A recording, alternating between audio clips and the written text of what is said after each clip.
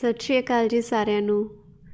ਉਮੀਦ ਕਰਦੀ ਹਾਂ ਤੁਸੀਂ ਸਾਰੇ ਠੀਕ ਠਾਕ ਹੋਵੋਗੇ ਜੀ। ਅੱਜ ਦੀ ਕਹਾਣੀ ਬਲਬੀਰ ਕੌਰ ਸੰਘੇੜਾ ਜੀ ਵੱਲੋਂ ਲਿਖੀ ਗਈ ਹੈ ਜੀ ਅਤੇ ਤੁਹਾਨੂੰ ਬੇਹੱਦ ਪਸੰਦ ਆਵੇਗੀ। ਕਹਾਣੀ ਤੇ ਆਖਰ ਉਹ ਜਿੱਤ ਗਿਆ। ਤਰੇਲ ਭਿੱਜੀ ਸਵੇਰ ਵੇਲੇ ਡੋਰਬੈਲ ਦੀ ਘੰਟੀ ਦਾ ਤਾਲ ਤਾਵਲਾ ਸੀ। ਡਰੈਸਿੰਗ ਗਾਊਨ ਨੂੰ ਸਵਾਰਦਿਆਂ ਹੋਇਆਂ ਮੈਂ ਦਰ ਖੋਲ੍ਹਣ ਨੂੰ ਤੁਰ ਪਈ।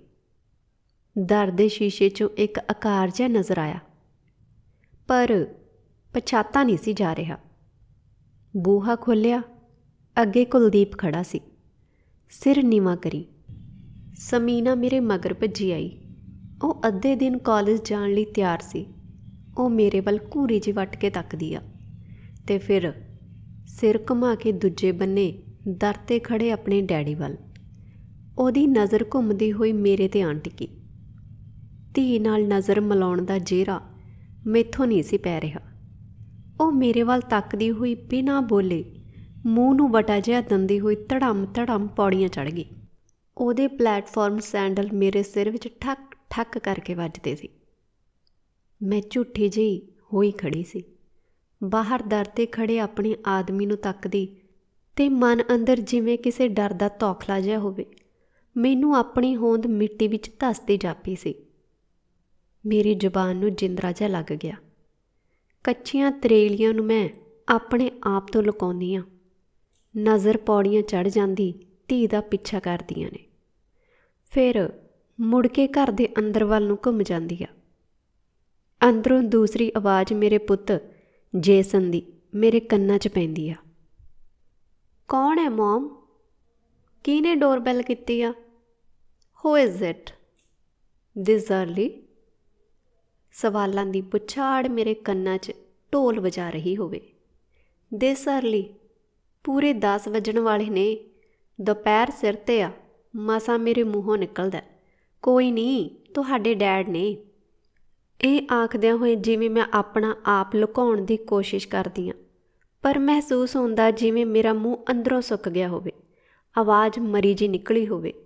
ਵਾਟ ਡਜ਼ ਹੀ ਵਾਂਟ? ਜੈਸਨ ਅੰਦਰੋਂ ਭੱਜਿਆ ਆਉਂਦਾ। ਰੋਹ ਉਹਦੇ ਜਿਸਮ 'ਚ ਤਣ ਗਿਆ।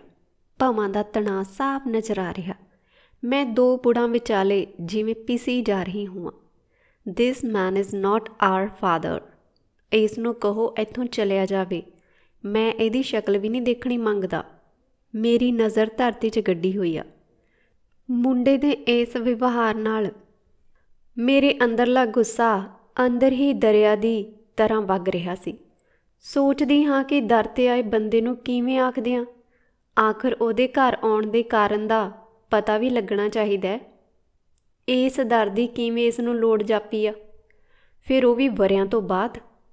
ਮੇਰੇ ਅੰਦਰ ਸਵਾਲ ਧਮਾਲ ਮਚਾ ਰਹੇ ਸਨ। ਇਸ ਆਦਮੀ ਨੂੰ ਆਪਣੇ ਨਿੱਕੇ ਨਿੱਕੇ ਬੱਚੇ ਕਦੇ ਯਾਦ ਨਹੀਂ ਸੀ ਆਏ।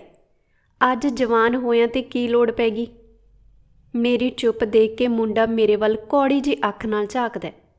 ਮੈਂ ਕੁਝ ਕਹਿਣਾ ਚਾਹੁੰਦੀ ਹਾਂ, ਪਰ ਮੇਰੇ ਬੁੱਲ੍ਹ ਫਰਕ ਕੇ ਰਹਿ ਜਾਂਦੇ ਨੇ। ਆਪਣੀ ਬੇਬਸੀ 'ਤੇ ਮੈਨੂੰ ਤਰਸ ਆਉਂਦਾ। ਮਨ ਅੰਦਰ ਇੱਕ ਖਿੱਚੋ ਤਾਣ ਜਿਹੀ ਘੋਲ ਕਰ ਰਹੀ ਆ। ਸੋਚਦੀ ਹਾਂ ਬੱਚੇ ਸੱਚੇ ਨੇ, ਪਰ ਮੈਂ ਆਪਣੀ ਥਾਂ ਸ਼ਾਇਦ ਸੱਚੀ ਹਾਂ। ਫਿਰ ਸੋਚਦੀ ਹਾਂ ਕਿ ਮਾਂ ਮਿੱਟੀ ਬਣ ਕੇ ਹੀ ਤਾਂ ਜਿਉਂਦੀ ਹੈ, ਆਪਣੀਆਂ ਖੁਆਇਸ਼ਾਂ ਨੂੰ ਕਿਸੇ ਕਿੱਲੀ 'ਤੇ ਟੰਗ ਕੇ।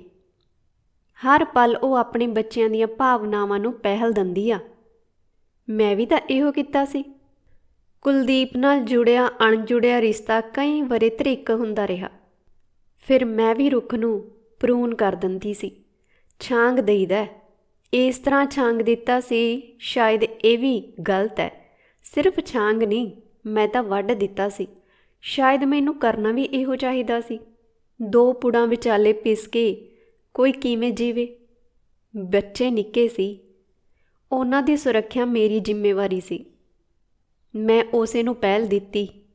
ਮਨ ਵਿੱਚ ਇਹ ਸੋਚ ਉੱਗਦਿਆਂ ਹੀ ਲੱਗਦਾ ਜਿਵੇਂ ਮੇਰੇ ਦਿਮਾਗ ਦੀਆਂ ਨਾੜਾਂ 'ਚ ਖੂਨ ਫਰੀਜ਼ ਹੋ ਗਿਆ ਹੋਵੇ। ਕਿਸੇ ਨਿਰਣੇ 'ਤੇ ਪਹੁੰਚਣ ਦਾ ਜਿਵੇਂ ਮੇਰੇ ਅੰਦਰ ਮਨੋਬਲ ਹੀ ਨਾ ਰਿਹਾ ਹੋਵੇ। ਫਿਰ ਵੀ ਫਰਜ਼ੀ ਜਿਹਾ ਕਿਹਾ। ਦਰਵਾਜ਼ੇ ਨੂੰ ਪਾਸੇ ਕਰਦਿਆਂ ਆਖ ਦਿੰਦੀ ਹਾਂ, ਦੱਸੋ, ਜਿਵੇਂ ਹੋਰ ਕੁਝ ਕਹਿਣਾ ਸੁਣਨਾ ਪਤਾ ਨਾ ਹੋਵੇ। ਕੁਲਦੀਪ ਦੀ ਬੰਨੀ ਹੋਈ ਲੱਤ ਗਲ ਵਿੱਚ ਪਾਈ ਬਾਂਹ ਦੇਖ ਕੇ ਮੈਂ 2-3 ਵਾਰ ਰਸਮੀ ਜਿਹੇ ਸਵਾਲ ਪੁੱਛ ਗਈ। ਕੀ ਕਹਿਣਾ ਹੈ? ਕਿਸ ਤਰ੍ਹਾਂ ਆਏ ਹੋ? ਕੋਈ ਕੰਮ? ਇਹ ਵੀ ਜਿਵੇਂ ਕਿਸੇ ਓਪਰੇ ਬੰਦੇ ਨੂੰ ਪੁੱਛੀਦੇ ਨੇ, ਜਿਵੇਂ ਦਰ 'ਤੇ ਕੋਈ ਸੇਲਜ਼ਮੈਨ ਆਇਆ ਹੋਵੇ ਜਾਂ ਕਿਸੇ ਚੈਰਿਟੀ ਲਈ ਚੰਦਾ ਇਕੱਠਾ ਕਰਨ। ਐਕਸੀਡੈਂਟ ਵਿੱਚ ਹੋਈ ਉਹਦੀ ਇਸ ਹਾਲਤ ਬਾਰੇ ਮੈਥੋਂ ਕੋਈ ਸਵਾਲ ਨਾ ਪੁੱਛਿਆ ਗਿਆ। ਪੁੱਛਣ ਦੱਸਣ ਵਾਲਾ ਰਿਸ਼ਤਾ ਹੀ ਨਹੀਂ ਸੀ ਰਿਹਾ। ਵੈਸੇ ਵੀ ਸੋਚਿਆ ਬੱਚਿਆਂ ਦੀਆਂ ਭਾਵਨਾਵਾਂ ਨੂੰ ਠੇਸ ਪਹੁੰਚੇਗੀ। ਕਹਿਣਗੇ ਮਾਂ ਇਸ ਬੰਦੇ 'ਤੇ ਬੜਾ ਹੀ ਜਾ ਰਿਹਾ, ਇਸ ਨੇ ਤਾਂ ਤੇਰਾ ਆਹ ਹਾਲ ਕਦੇ ਨਹੀਂ ਸੀ ਜਾਣਨ ਦੀ ਕੋਸ਼ਿਸ਼ ਕੀਤੀ, ਤੈਨੂੰ ਰਹਿਣ ਦਿੱਤਾ ਆਪਣੇ ਰਹਿਮੋ ਕਰਮ 'ਤੇ। ਤੜਫਣ ਲਈ, ਭਟਕਣ ਲਈ ਕੁਲਦੀਪ ਨੇ ਰੁਕ ਰੁਕ ਕੇ ਨਜ਼ਰ ਧਰਤੀ 'ਚ ਗੱਡ ਕੇ ਕਿਹਾ, ਮੈਂ ਅੰਦਰ ਆ ਜਾਵਾਂ? ਲੱਤ ਤੋਂ ਉਸਨੇ ਇੱਕ ਪਾਸੇ ਵੱਲ ਨੂੰ ਝੁਕਦਿਆਂ ਹੋਇਆਂ ਆਪਣੀ ਲੱਤ ਨੂੰ ਦੱਬਿਆ ਵੀ। ਸਿਸ਼ਟਾਚਾਰ ਵਜੋਂ ਮੈਂ ਸਿਰ ਹਿਲਾ ਦਿੱਤਾ, ਇਹ ਆਖਦਿਆਂ ਹੋਇਆਂ ਵੀ ਕਿ ਆਲਾ ਦੁਆਲਾ ਝਾਕਿਆ ਜਿਵੇਂ ਮੈਂ ਕੋਈ ਚੋਰੀ ਕਰ ਰਹੀ ਹੋਵਾਂ। ਬੱਚਿਆਂ ਦੀ ਹੋਂਦ ਦਿਓ ਕੱਦ ਵਾਂਗ ਘਰ ਵਿੱਚ ਮੰਡਰਾ ਰਹੀ ਸੀ। ਕੁਝ ਗਾੜਾ ਜਿਹਾ ਹਵਾ ਵਿੱਚ ਰਲ ਕੇ ਸਿਰ ਘੁਮਾ ਰਿਹਾ ਸੀ। ਉਹ ਅੰਦਰ ਲੰਘ ਆਇਆ, ਲੱਤ ਨੂੰ ਘੜੀਸਦਾ ਹੋਇਆ। ਉਹਦੇ ਗਲ 'ਚੋਂ ਮਸਾਂ ਨਿਕਲਿਆ, ਥੈਂਕ ਯੂ। ਧੜੰਮ ਪੈਰ ਅੰਦਰ ਪੈਂਦਿਆਂ ਮੇਰੇ ਅੰਦਰ ਕੁਝ ਹਿੱਲਿਆ। ਮੈਂ ਸੋਚ ਰਹੀ ਸੀ, ਇਸੇ ਘਰ ਦਾ ਮਾਲਕ ਜਿਹਨੂੰ ਅੱਜ ਆਪਣੇ ਹੀ ਟੱਬਰ ਤੋਂ ਅੰਦਰ ਲੰਘਣ ਦੀ ਇਜਾਜ਼ਤ ਮੰਗਣੀ ਪੈ ਰਹੀ ਆ। ਮੈਨੂੰ ਯਾਦ ਨਹੀਂ ਕਿ ਉਸ ਵੇਲੇ ਤਰਸ ਮੈਨੂੰ ਉਸ 'ਤੇ ਆਇਆ ਸੀ ਜਾਂ ਆਪਣੇ ਆਪ 'ਤੇ, ਪਰ ਮੇਰੇ ਅੰਦਰ ਇੱਕ ਮਧਾਣੀ ਜਿਹੀ ਨਾਲ ਕੁਝ ਰਿੜਕ ਜ਼ਰੂਰ ਹੋਇਆ। ਮੈਨੂੰ ਇਹ ਵੀ ਮਹਿਸੂਸ ਹੋ ਰਿਹਾ ਸੀ ਜਿਵੇਂ ਇਸ ਘਰ ਦੀ ਹਵਾ ਨਾਲ ਇਸ ਬੰਦੇ ਦੀ ਕੋਈ ਜਾਣ ਪਹਿਚਾਣ ਹੀ ਨਾ ਹੋਵੇ। ਇਹ ਭੁੱਲ ਗਿਆ ਹੋਵੇ ਇਸ ਘਰ ਨੂੰ, ਸੁਗੰਧ ਨੂੰ, ਇਸ ਘਰ ਵਿੱਚ ਰਹਿੰਦੇ ਜੀਆਂ ਨੂੰ, ਖੂਨ ਦੀ ਸਾਂਝ ਨੂੰ ਤੇ ਮੇਰੇ ਜਿਸਮ ਦੀ ਮਹਿਕ ਨੂੰ। ਆਪਣਾ ਆਪ ਇਕੱਠਾ ਜਿਹਾ ਕਰਦਾ ਹੋਇਆ ਕੁਲਦੀਪ ਮੇਰੇ ਕੋਲੋਂ ਲੰਘ ਗਿਆ, ਜਿਵੇਂ ਉਹ ਸੀਮਤ ਦਾਇਰੇ ਵਿੱਚ ਰਹਿਣਾ ਚਾਹੁੰਦਾ ਹੋਵੇ। ਕੁਝ ਵਰਿਆਂ ਵਿੱਚ ਉਹਦਾ ਜਿਸਮ ਫੁੱਲ ਗਿਆ ਜਾਪਿਆ, ਵਾਲ ਚਾਂਦੀ ਰੰਗੀ ਭਾ ਮਾਰਦੇ ਪ੍ਰਤੀਤ ਹੋਏ। ਦਰਵਾਜ਼ਾ ਬੰਦ ਕਰਕੇ ਕਮਰੇ ਅੰਦਰ ਵੱਲ ਨੂੰ ਉਸ ਤੋਂ ਵੀ ਅੱਗੇ ਹੋ ਤੁਰੀ। ਉਹਨੂੰ ਅੰਦਰ ਲੰਘਦਿਆਂ ਦੇਖ ਕੇ ਜੈਸਨ ਫੈਮਿਲੀ ਰੂਮ ਦੇ ਦਰ ਵਿੱਚ ਦੋਹਾਂ ਪਾਸਿਆਂ ਦੀ ਚੁਗਾਟ ਫੜ ਕੇ ਖੜਾ ਹੋ ਗਿਆ, ਜਿਵੇਂ ਆਪਣੇ ਡੈਡ ਨੂੰ ਅੰਦਰ ਲੰਘਣ ਦੀ ਖੁੱਲ੍ਹ ਨਾ ਦੇਣਾ ਚਾਹੁੰਦਾ ਹੋਵੇ। How dare you dad? How can you show your face to us? Have you no shame? ਉਹਨੇ ਸਵਾਲ ਆਪਣੇ ਡੈਡ ਦੇ ਮੱਥੇ ਵਿੱਚ ਪੱਥਰਾਂ ਵਾਂਗ ਮਾਰੇ। ਡੈਡ ਨੇ ਬੋਲਿਆ, ਸਿਰ ਸੁੱਟ ਕੇ ਖੜਾ ਦੇਖਦਾ ਸੁਣਦਾ ਰਿਹਾ, ਪੈਰਾਂ ਨੂੰ ਬਦਲਦਾ ਰਿਹਾ। ਉਸਨੇ ਮੁੰਡੇ ਨਾਲ ਅੱਖ ਵੀ ਨਾ ਮਿਲਾਈ। ਮੈਂ ਜੇਸਨ ਨੂੰ ਪੁਚਕਾਰ ਕੇ ਕਿਹਾ, ਜੇਸਨ ਬੈਠ ਤਾਂ ਲੈਣ ਦੇ, ਫਿਰ ਗੱਲ ਵੀ ਕਰ ਲਵੀਂ। ਗਿਲੇ ਸ਼ਿਕਵੇ ਵੀ ਤਾਂ ਪਤਾ ਤਾਂ ਲੱਗੇ ਆਉਣ ਦਾ ਕਾਰਨ ਕੀ ਆ। ਨਹੀਂ ਮੋਮ, ਮੈਂ ਇਹ ਟੇਕ ਨਹੀਂ ਕਰ ਸਕਦਾ। ਤੁਸੀਂ ਇਹਨੂੰ ਅੰਦਰ ਕਿਵੇਂ ਵੜਨ ਦੇ ਸਕਦੇ ਹੋ? ਕਿੱਦਾਂ ਭੁੱਲ ਸਕਦੇ ਹੋ ਆਪਣੀ ਪੇਨ? ਫਿਰ ਇਹਦੇ ਆਉਣ ਦਾ ਕਾਰਨ ਕੋਈ ਵੀ ਹੋਵੇ। ਜੇਸਨ ਨੇ ਮੂੰਹ ਨੂੰ ਵਟਾ ਜਿਹਾ ਦੰਦਿਆਂ ਆਖਿਆ, ਬੱਚੇ ਮੈਂ ਕੁਝ ਨਹੀਂ ਭੁੱਲੀ, ਸਭ ਚੇਤੇ ਆ ਮੈਨੂੰ, ਮਿੰਟ ਮਿੰਟ ਚੇਤੇ ਆ। ਪਰ ਬੰਦੇ ਨੂੰ ਬੋਲਣ ਦਾ ਚਾਂਸ ਵੀ ਦੇਣਾ ਚਾਹੀਦਾ। ਉਹ ਦਰ 'ਤੇ ਆਇਆ। ਮੈਂ ਜੇਸਨ ਨੂੰ ਠੰਡਾ ਕਰਦਿਆਂ ਕਿਹਾ, ਵਾਟ ਐਵਰ। ਆਖਦਾ ਹੋਇਆ ਜੇਸਨ ਲਿਵਿੰਗ ਰੂਮ 'ਚੋਂ ਪਾਸਾ ਮਾਰਦਾ ਹੋਇਆ ਗਾਰਡਨ ਵੱਲ ਨੂੰ ਨਿਕਲ ਤੁਰਿਆ। ਮੈਂ ਹੀ ਨਜ਼ਰ ਉਹਦੀ ਪਿੱਠ ਨੂੰ ਪਲੋਸਦੀ ਹਾਂ। ਮੈਂ ਇਹ ਵੀ ਜਾਣਦੀ ਹਾਂ ਕਿ ਜੇਸਨ ਜੋ ਆਖ ਰਿਹਾ ਸਹੀ ਆ। ਜੇਸਨ ਦੇ ਕਮਰੇ 'ਚੋਂ ਬਾਹਰ ਜਾਂਦਿਆਂ ਪੌੜੀਆਂ ਵੱਲੋਂ ਸਮੀਨਾ ਦੇ ਸੈਂਡਲਾਂ ਦੀ ਠਿੱਪ ਠਿੱਪ ਨੇ ਮੇਰੀ ਸੋਚ ਫੇਰ ਤੋੜੀ। ਸਮੀਨਾ ਹਾਲ 'ਚੋਂ ਹੀ ਬੋਲੀ, ਮੋਮ ਮੈਂ ਚੱਲੀ, ਮੈਂ ਇਸ ਗਾਇ ਨੂੰ ਦੇਖਣਾ ਨਹੀਂ ਮੰਗਦੀ। ਉਹ ਦਰ ਠਾਹ ਕਰਕੇ ਮਾਰਦੀ ਹੋਈ ਚਲੀ ਗਈ। ਰਹਿ ਗਈ ਮੈਂ ਫੈਮਿਲੀ ਰੂਮ ਦੇ ਦਰਮਿਆਨ ਖੜੀ, ਬੀਤੇ ਤੇ ਬੀਤਣ ਵਾਲੇ ਦੇ ਵਿਚਾਲੇ ਵਿਛੇ ਰੇਗਿਸਤਾਨ ਵਿੱਚ। ਉਹ ਰੇਗਿਸਤਾਨ ਜਿਸ ਵਿੱਚ ਸਾਡੀ ਸਾਂਝ ਦੇ ਫੁੱਲ ਕਦੇ ਖਿੜੇ ਹੀ ਨਹੀਂ। ਚੱਲਦੇ ਵਕਤ ਵਿੱਚ ਜਿਹੜੀ ਸਾਂਝ ਪਈ ਉਹਦੇ 2 ਫੁੱਲ ਸਾਂਭ ਕੇ ਮੈਂ ਪਾਲ ਲਈ। ਉਹਨੂੰ ਮੈਂ ਆਪਣੀ ਮਮਤਾ ਨਾਲ ਸੀਂਝਦੀ ਰਹੀ, ਸਾਂਭਦੀ ਰਹੀ। ਸ਼ਾਇਦ ਮੇਰੀ ਦੁਵਿਧਾ ਵੇਖ ਕੇ ਕੁਲਦੀਪ ਨੇ ਆਖਿਆ, ਨਿਆਣੇ ਸੱਚੇ ਨੇ, ਪਰ ਮੈਂ ਉਹਨਾਂ ਨੂੰ ਮੈਨੂੰ ਇੱਕ ਚਾਂਸ ਤਾਂ ਦੇਣਾ ਚਾਹੀਦਾ। ਇਹ ਲਫ਼ਜ਼ ਸੁਣ ਕੇ ਮੈਨੂੰ ਜਾਪਿਆ ਜਿਵੇਂ ਉਸ ਨੇ ਮੇਰੇ ਸੀਨੇ 'ਚ ਗੋਲੀ ਦਾਗ ਦਿੱਤੀ ਹੋਵੇ। ਮੈਂ ਬਿਨਾਂ ਸੋਚੇ ਉੱਤਰ ਦੇ ਦਿੱਤਾ, ਜਿੱਦਾਂ ਦਾ ਚਾਂਸ ਤੁਸੀਂ ਉਹਨਾਂ ਨੂੰ ਦਿੱਤਾ ਸੀ। ਕੁਲਦੀਪ ਨੇ ਬੋਲਿਆ, ਝੂਠਾ ਜਿਹਾ ਹੋ ਗਿਆ।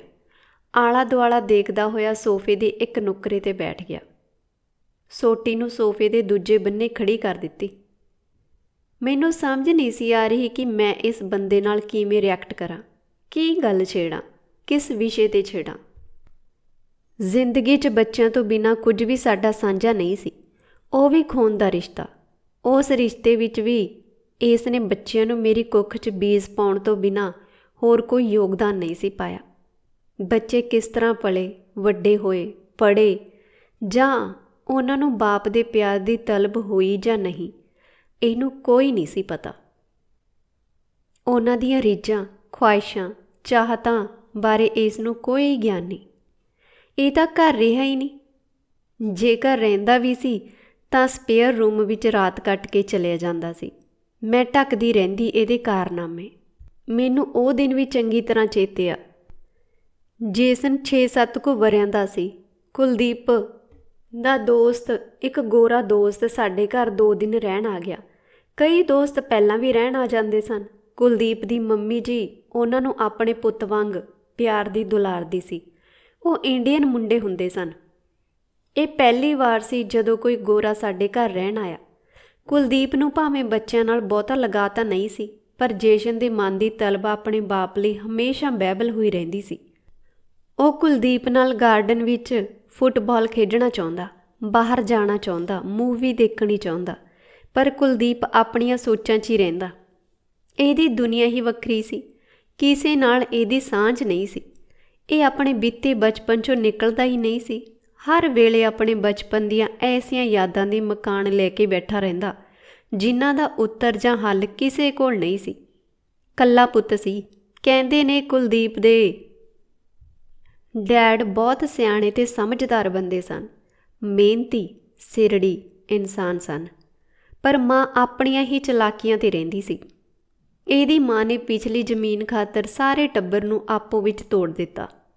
ਇਹਦੇ ਡੈਡ ਕਹਿੰਦੇ ਸਨ ਕਿ ਅਸੀਂ ਤਾਂ ਬਾਹਰ ਆ ਗਏ, ਚੰਗੀ ਰੋਟੀ ਖਾਂਦੇ ਹਾਂ, ਕਮਾਉਂਦੇ ਹਾਂ, ਪਰ ਜਿਹੜੇ ਪਿਛਲੇ ਭਰਾ ਨੇ, ਜੇਕਰ ਅਸੀਂ ਉਹਨਾਂ ਦੀ ਮਦਦ ਨਹੀਂ ਕਰ ਸਕਦੇ ਤਾਂ ਘੱਟੋ ਘੱਟ ਜ਼ਮੀਨ ਤਾਂ ਉਹਨਾਂ ਕੋਲ ਵਾਹੀ ਲਈ ਰਹਿਣ ਦੇਣੀ ਚਾਹੀਦੀ ਆ। ਪਰ ਮੰਮੀ ਜੀ ਨੂੰ ਇਹ ਮਨਜ਼ੂਰ ਨਹੀਂ ਸੀ। ਉਹਨਾਂ ਨੇ ਮੁਖਤਿਆਰਨਾਮਾ ਆਪਣੇ ਵੱਡੇ ਭਰਾ ਗੁਰਬੀਰ ਸਿੰਘ ਨੂੰ ਭੇਜ ਦਿੱਤਾ। ਉਹੀ ਹਾਲੇ ਭੋਲੀ ਤੇ ਜ਼ਮੀਨ ਦਿੰਦਾ ਤੇ ਉਹੀ ਸਾਰੀ ਵੱਟ ਵਟਾਈ ਸਾਂਭਦਾ। ਉਹ ਕੁਝ ਸਾਲ ਤਾਂ ਜ਼ਮੀਨ ਦਾ ਲੇਖਾ ਹਿਸਾਬ ਦਿੰਦਾ ਰਿਹਾ, ਪਰ ਫਿਰ ਉਸਨੇ ਜਿਵੇਂ ਸਾਰੀ ਜ਼ਮੀਨ ਹੀ ਹਜ਼ਮ ਕਰ ਲਈ। ਮੁਖਤਿਆਰਨਾਮੇ ਦਾ ਫਾਇਦਾ ਉਹਨੇ ਪੂਰਾ ਉਠਾਇਆ ਸੀ। ਇਸ ਗੱਲ ਦਾ ਘਰ ਵਿੱਚ ਹਮੇਸ਼ਾ ਕਲੇਸ਼ ਰਹਿੰਦਾ। ਮਾਂ ਪਿਓ ਦੇ ਇਸ ਕਲੇਸ਼ ਵਿੱਚ ਕੁਲਦੀਪ ਪੀ ਹੁੰਦਾ। ਜਦੋਂ ਮਾਂ ਪਿਓ ਦੀ ਲੜਾਈ ਹੁੰਦੀ ਤਾਂ ਇੱਕ ਦੂਜੇ 'ਤੇ ਚਿੱਕੜ ਵੀ ਸੁੱਟਿਆ ਜਾਂਦਾ। ਮੰਮੀ ਜੀ ਦੀ ਤੇਜ਼ ਤਰਾਰ ਜ਼ੁਬਾਨ, ਜੋ ਜ਼ੁਬਾਨਾਂ 100 ਬੋਲ ਦਿੰਦੀ ਹੋਣੀ, ਕੁਲਦੀਪ ਹੀ ਦੱਸਦਾ ਹੁੰਦਾ ਸੀ ਕਿ ਉਸ ਨੂੰ ਚੰਗੀ ਤਰ੍ਹਾਂ ਯਾਦ ਆ ਜਦੋਂ ਇੱਕ ਦਿਨ ਮੰਮੀ ਜੀ ਨੇ ਸਿਰੇ ਦੀ ਗੱਲ ਡੈਡੀ ਨੂੰ ਆਖ ਦਿੱਤੀ ਸੀ ਕਿ ਜੱਟਾ, ਕੁਲਦੀਪ ਤੇਰਾ ਪੁੱਤ ਹੈ ਹੀ ਨਹੀਂ। ਜਿਸ ਦਿਨ ਕੁਲਦੀਪ ਨੇ ਮੈਨੂੰ ਇਹ ਸਭ ਦੱਸਿਆ ਸੀ, ਇਹਦੇ ਹਟਕੋਰਿਆਂ ਨਾਲ ਅੰਬਰੀ ਛੇਕ ਹੋਣ ਵਾਲਾ ਹੋ ਗਿਆ ਸੀ। ਮੈਂ ਇਹਦੇ ਦਰਦ ਨੂੰ ਸਮਝਣ ਵੀ ਲੱਗ ਪਈ ਸੀ। ਬਥੇਰਾ ਮੈਂ ਕਿਹਾ, ਸਮਝਾਇਆ ਕਿ ਬੀਤ ਚੁੱਕੀ ਤੇ ਮਿੱਟੀ ਪਾ, ਪਰ ਕਿੱਥੇ। ਕੁਲਦੀਪ ਨਿੱਤ ਦਿਨ ਉਸ ਘੜੀ ਦਾ ਰੋਣਾ ਲੈ ਕੇ ਬਹਿ ਜਾਂਦਾ। ਆਪਣੀ ਪਛਾਣ ਨੂੰ ਹਰ ਚਿਹਰੇ ਵਿੱਚ ਭਾਲਦਾ ਰਹਿੰਦਾ, ਹਰ ਦੂਜੇ ਆਦਮੀ ਦੇ ਨਕਸ਼ ਆਪਣੇ ਵਿੱਚ ਲੱਭਦਾ। ਕੁਲਦੀਪ ਦੱਸਦਾ ਹੁੰਦਾ ਸੀ ਕਿ ਡੈਡੀ ਜੀ ਹਰ ਲੜਾਈ ਝੱਲ ਸਕਦੇ ਨੇ, ਪਰ ਇਸ ਗੱਲ ਨੇ ਉਹਨਾਂ ਦੀ ਰੂਹ ਛਲਣੀ ਕਰ ਦਿੱਤੀ ਸੀ। ਜ਼ਿੰਦਗੀ ਜੀਣ ਲਈ ਉਹਨਾਂ ਦਾ ਉਤਸ਼ਾਹ ਮਰ ਗਿਆ। ਉਹ ਪੀਣ ਵੀ ਵੱਧ ਲੱਗ ਪਏ। ਫਿਰ ਇੱਕ ਦਿਨ ਘਰ ਦੇ ਕਲੇਸ਼ ਤੋਂ ਤੰਗ ਆ ਕੇ ਉਹ ਸਵੇਰੇ ਰੇਲ ਦੀ ਪਟੜੀ 'ਤੇ ਜਾ ਕੇ ਲੰਮੇ ਪੈ ਗਏ। ਟੋਰਾਂਟੋ ਦੀ ਸਟੀਗਲਜ਼ ਐਵੇਨਿਊ ਦੇ ਨਾਲ ਜਾਂਦੀ ਰੇਲਵੇ ਲਾਈਨ 'ਤੇ ਹਜ਼ਾਰਾਂ ਬੰਦੇ ਇਕੱਠੇ ਹੋ ਗਏ ਸਨ। ਕਿਸੇ ਭਾਰਤੀ ਬੰਦੇ ਵੱਲੋਂ ਇਸ ਤਰ੍ਹਾਂ ਦਾ ਕਦਮ ਸਾਰੀ ਕਮਿਊਨਿਟੀ ਲਈ ਚਿੰਤਾ ਦਾ ਕਾਰਨ ਬਣ ਗਿਆ।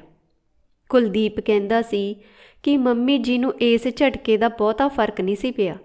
ਲੋਕੀ ਆਉਂਦੇ ਵੌੜੀਆਂ ਪਾਉਂਦੇ, ਪੁੱਤ ਜਵਾਨ ਹੁੰਦੇ ਨੂੰ ਨਾ ਦੇਖ ਸਕਣ ਬਾਰੇ ਗੱਲਾਂ ਕਰਦੇ, ਆਉਣ ਵਾਲੇ ਦਿਨਾਂ ਦੀ ਚਿੰਤਾ ਕਰਦੇ, ਪਰ ਮੰਮੀ ਜੀ ਪਾਗਲਾਂ ਵਾਂਗ ਪੁੱਟ ਗੱਲਾਂ ਕਰਦੀ ਰਹੀ। ਮੈਂ ਕਈ ਵਾਰ ਕਿਆਸਦੀ ਰਹੀ ਹਾਂ ਕਿ ਮੰਮੀ ਜੀ ਨੇ ਇੰਸ਼ੋਰੈਂਸ ਦੇ ਪੈਸੇ ਲੈ ਲਏ ਹੋਣਗੇ ਤੇ ਉਹ ਪੁੱਤ ਨੂੰ ਪਾਲਣ ਲੱਗ ਪਈ ਹੋਣੀ ਆ। ਚੰਦਰੀ ਨੇ ਇਹ ਵੀ ਨਹੀਂ ਸੋਚਿਆ ਕਿ ਡੈਡੀ ਜੀ ਦੀ ਮੌਤ ਦੇ ਹਾਦਸੇ ਨੇ ਪੁੱਤ ਦੀ ਮਾਨਸਿਕਤਾ 'ਤੇ ਕੀ ਅਸਰ ਪਾਇਆ ਹੋਊ। ਕੱਚੀ ਉਮਰ ਦਾ ਪੁੱਤ ਪਹਿਲਾਂ ਮਾਂ-ਪਿਓ ਦੀ ਲੜਾਈ ਦਾ ਝਗੜਾ ਦੇਖਦਾ ਰਿਹਾ, ਫਿਰ ਪਿਓ ਦੀ ਲਾਸ਼ ਦੇ ਚੀਥੜੇ ਉੱਡੇ ਦੇਖੇ ਹੋਣੇ ਆ। ਕੁਲਦੀਪ ਦੇ ਅੰਦਰ ਪਤਾ ਨਹੀਂ ਕੀ ਕੁਝ ਦਬ ਗਿਆ ਹੋਣਾ, ਕੀ ਕੁਝ ਦੱਬਣੋਂ ਰਹਿ ਗਿਆ ਹੋਣਾ। ਕੁਲਦੀਪ ਦੀ ਤੰਦ ਜਿਵੇਂ ਕਿਸੇ ਨਾਲ ਜੁੜੀ ਹੀ ਨਾ। ਕੁਲਦੀਪ ਦੀ ਆਪਣੀ ਮਾਂ ਨਾਲ ਵੀ ਡੋਰੀ ਗੰਢ ਨਾ ਹੋਈ। ਵੱਡਾ ਹੁੰਦਾ ਕੁਲਦੀਪ ਬਾਲੀਆਂ ਦੁਨੀਆ ਵਿੱਚ ਗੁੰਮ ਹੋਣ ਲੱਗ ਪਿਆ, ਗਲਤ ਰਾਹ 'ਤੇ ਤੁਰ ਪਿਆ। ਫਿਰ ਕੈਨੇਡੀਅਨ ਸੁਸਾਇਟੀ ਵਿੱਚ ਮਿੱਤਰ ਦੋਸਤ ਵੀ ਉਸੇ ਤਰ੍ਹਾਂ ਦੇ ਮਿਲੇ। ਕਾਲਿਆਂ ਗੋਰਿਆਂ ਨਾਲ ਬੈਠਦਾ ਉੱਠਦਾ ਵੱਧ ਸੀ। ਜਿਹੜੇ ਪੰਜਾਬੀ ਮੁੰਡੇ ਮਿਲੇ ਉਹ ਵੀ ਐਸੇ ਵੈਸੇ ਹੀ। ਆਲੇ ਦੁਆਲੇ ਦੇਖਦੇ ਹੀ ਆ, ਜਿਹੜੇ ਮੁੰਡੇ ਕੁੜੀਆਂ ਪੜ੍ਹਦੇ ਨਹੀਂ ਉਹ ਗਲੀਆਂ ਬਾਜ਼ਾਰਾਂ 'ਚ ਘੁੰਮਦੇ ਵਕਤ ਟਪਾਉਂਦੇ ਰਹਿੰਦੇ ਨੇ। ਕੁਲਦੀਪ ਨੇ ਵੀ ਉਹੀ ਕੀਤਾ ਸੀ। ਘਰ ਵਿੱਚ ਕੋਈ ਸੇਧ ਦੇਣ ਵਾਲਾ ਨਹੀਂ ਸੀ। ਜਿਸ ਤਰ੍ਹਾਂ ਦੇ ਹਾਲਾਤਾਂ 'ਚ ਕੁਲਦੀਪ ਨਿਕਲਿਆ ਉਸੇ ਤਰ੍ਹਾਂ ਦੀ ਰਾਹ ਇਸ ਨੇ ਅਪਣਾ ਲਈ।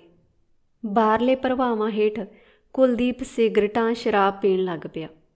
ਵੈਸੇ ਵੀ ਇਹ ਉਸ ਸਮੇਂ 'ਚੋਂ ਨਿਕਲਦਾ ਹੀ ਨਹੀਂ ਸੀ ਜਿਸ ਵਿੱਚ ਮੰਮੀ ਜੀ ਨੇ ਡੈਡੀ ਦੀ ਮਰਦਾਨਗੀ ਨੂੰ ਲਲਕਾਰ ਕੇ ਕਿਹਾ ਸੀ ਕਿ ਕੁਲਦੀਪ ਤੇਰਾ ਪੁੱਤ ਹੈ ਹੀ ਨਹੀਂ। ਉਹ ਤੋਂ ਬਾਅਦ ਪਿਓ ਦਾ ਪਟੜੀ 'ਤੇ ਜਾ ਕੇ ਲੰਮਾ ਪੈਣਾ, ਮਾਂ ਵੱਲੋਂ ਪਿਓ ਦੇ ਖਿਲਾਫ ਊਲ ਜਲੂਲ ਬੋਲਣ ਨੇ ਇਹਦੇ ਅੰਦਰ ਮੋਹ ਦੀ ਕਿਰਨ ਕਦੇ ਵੜਨ ਹੀ ਨਹੀਂ ਸੀ ਦਿੱਤੀ। ਕੁਲਦੀਪ ਨੂੰ ਆਪਣਾ ਆਪਾ ਵੀ ਕਿਧਰੇ ਜੁੜਦਾ ਨਜ਼ਰ ਨਹੀਂ ਸੀ ਆਉਂਦਾ। ਇਹ 8-10 ਕੁ ਵਰਿਆਂ ਦਾ ਸੀ ਜਦੋਂ ਕੈਨੇਡਾ ਆਇਆ ਸੀ। ਫਿਰ ਘਰ ਦੇ ਹਾਲਾਤ ਜਿਸ ਨਾਲ ਪੜ੍ਹਨ 'ਚ ਰੁਚੀ ਰਹੀ ਹੀ ਨਹੀਂ। ਮਰ ਮਿਟ ਕੇ ਇਹ 12ਵੀਂ ਗ੍ਰੇਡ ਕਰਨ ਤੋਂ ਬਾਅਦ ਮੋਟਰ ਮਕੈਨਿਕ ਜ਼ਰੂਰ ਬਣ ਗਿਆ ਸੀ। ਮੰਮੀ ਜੀ ਵੀ ਸੋਚਦੇ ਹੋਣਗੇ ਕਿ ਚਲੋ ਰੋਟੀ ਕਮਾ ਹੀ ਲਊ। ਆਲੇ ਦੁਆਲੇ ਸਭ ਮੰਮੀ ਜੀ ਦੀ ਆਦਤ ਜਾਣਦੇ ਸੀ। ਘਰ ਵਿੱਚ ਬੀਤਿਆ ਵੀ ਸਭ ਦੇ ਸਾਹਮਣੇ ਸੀ। ਵਿਗੜੇ ਤਿਗੜੇ ਪੁੱਤ ਨੂੰ ਰਿਸ਼ਤਾ ਕਿੱਥੋਂ ਆਉਂਦਾ। ਲੋਕੀ ਆਪਣੀ ਧੀ ਵਿਆਹੁਣ ਵੇਲੇ ਕੁਲਦੀਪ ਦੀ ਪੜ੍ਹਾਈ, ਨਸ਼ੇ ਪੱਤੇ ਦੀ ਆਦਤ ਵੀ ਦੇਖਦੇ ਸੀ। ਫਿਰ ਮਾਂ ਦੀ ਆਦਤ ਤੋਂ ਤਾਂ ਸਾਰੇ ਜਾਣੂ ਸਨ।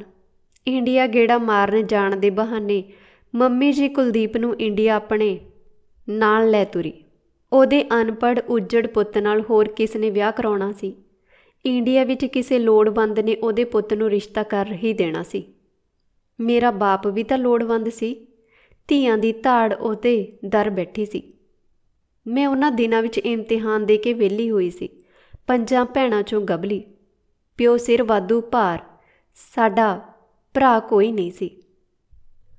ਪਾਪਾ ਜੀ ਕਹਿੰਦੇ ਸਿਰ 'ਤੇ ਹੇਜ ਹੁਜਤ ਕਰਦੇ। ਜਿਹੜਾ ਸਾਕ ਉਹਨਾਂ ਨੂੰ ਧੀਆਂ ਵਾਸਤੇ ਮਿਲਦਾ ਉਹ ਰਿਸ਼ਤਾ ਕਰਨ ਦੀ ਸੋਚਦੇ।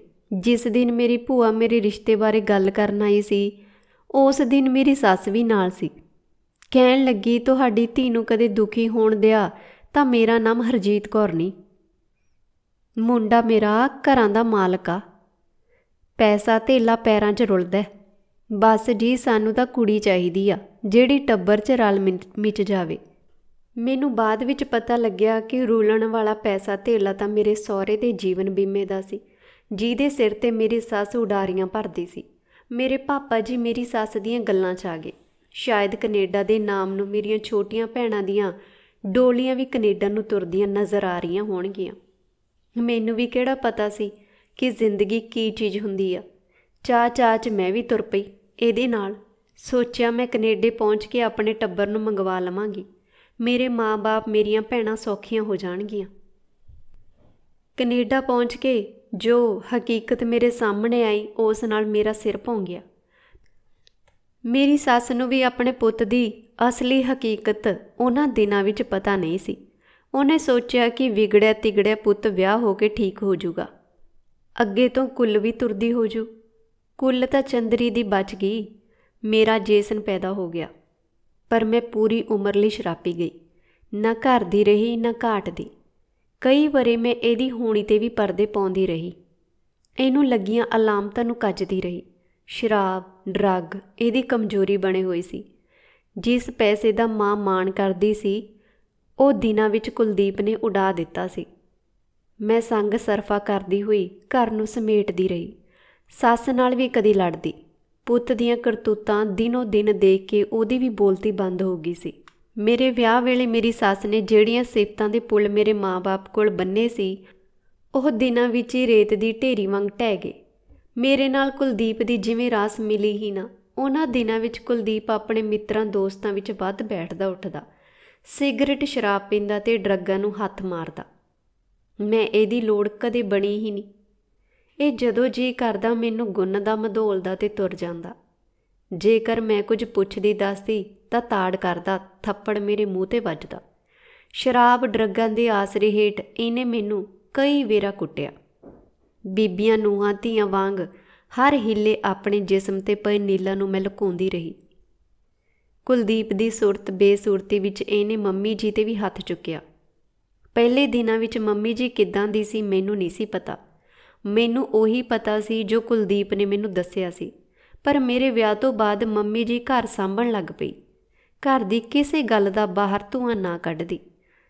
ਸਾਡੇ ਘਰ ਵਿੱਚ ਇੱਕ ਕਬਰ ਪੁੱਟੀ ਗਈ ਸੀ, ਜਿਸ ਵਿੱਚ ਅਸੀਂ ਦੋਨੋਂ ਸੱਸ ਨੂੰ ਸਭ ਕੁਝ ਦੱਬ ਦਿੰਦੀਆਂ। ਮੇਰੀ ਸੱਸ ਨੂੰ ਸ਼ਾਇਦ ਕੁਲਦੀਪ ਬਾਰੇ ਮਾੜਾ ਮੋਟਾ ਪਤਾ ਵੀ ਹੋਵੇਗਾ, ਪਰ ਮੈਂ ਆਈ ਸੀ ਪਿੰਡ ਤੋਂ। ਮੈਨੂੰ ਇੱਧਰਲੀ ਦੁਨੀਆ ਦੀ ਬਹੁਤੀ ਸਾਰ ਨਹੀਂ ਸੀ। ਪਰ ਮੰਮੀ ਜੀ ਪੁੱਤ ਦੀਆਂ ਉਣਤਾਈਆਂ ਨੂੰ ਢੱਕਦੀ ਰਹੀ। ਕੁਝ ਵੀ ਹੋਵੇ, ਉਹ ਸਾਡੇ ਵਿਚਾਲੇ ਪੁੱਲ ਦਾ ਕੰਮ ਕਰ ਰਹੀ ਸੀ। ਕਦੇ ਉਹ 2-4 ਮੈਨੂੰ ਵੀ ਸੁਣਾ ਦਿੰਦੀ, ਕਦੇ ਮੈਥੋਂ ਵੀ ਸੁਣ ਲੈਂਦੀ। ਇਸੇ ਲੜਾਈ ਝਗੜੇ ਵਿੱਚ ਮੇਰੇ ਜੇਸਨ ਤੇ ਸਮੀਨਾ ਝੋਲੀ ਪੈ ਗਈ।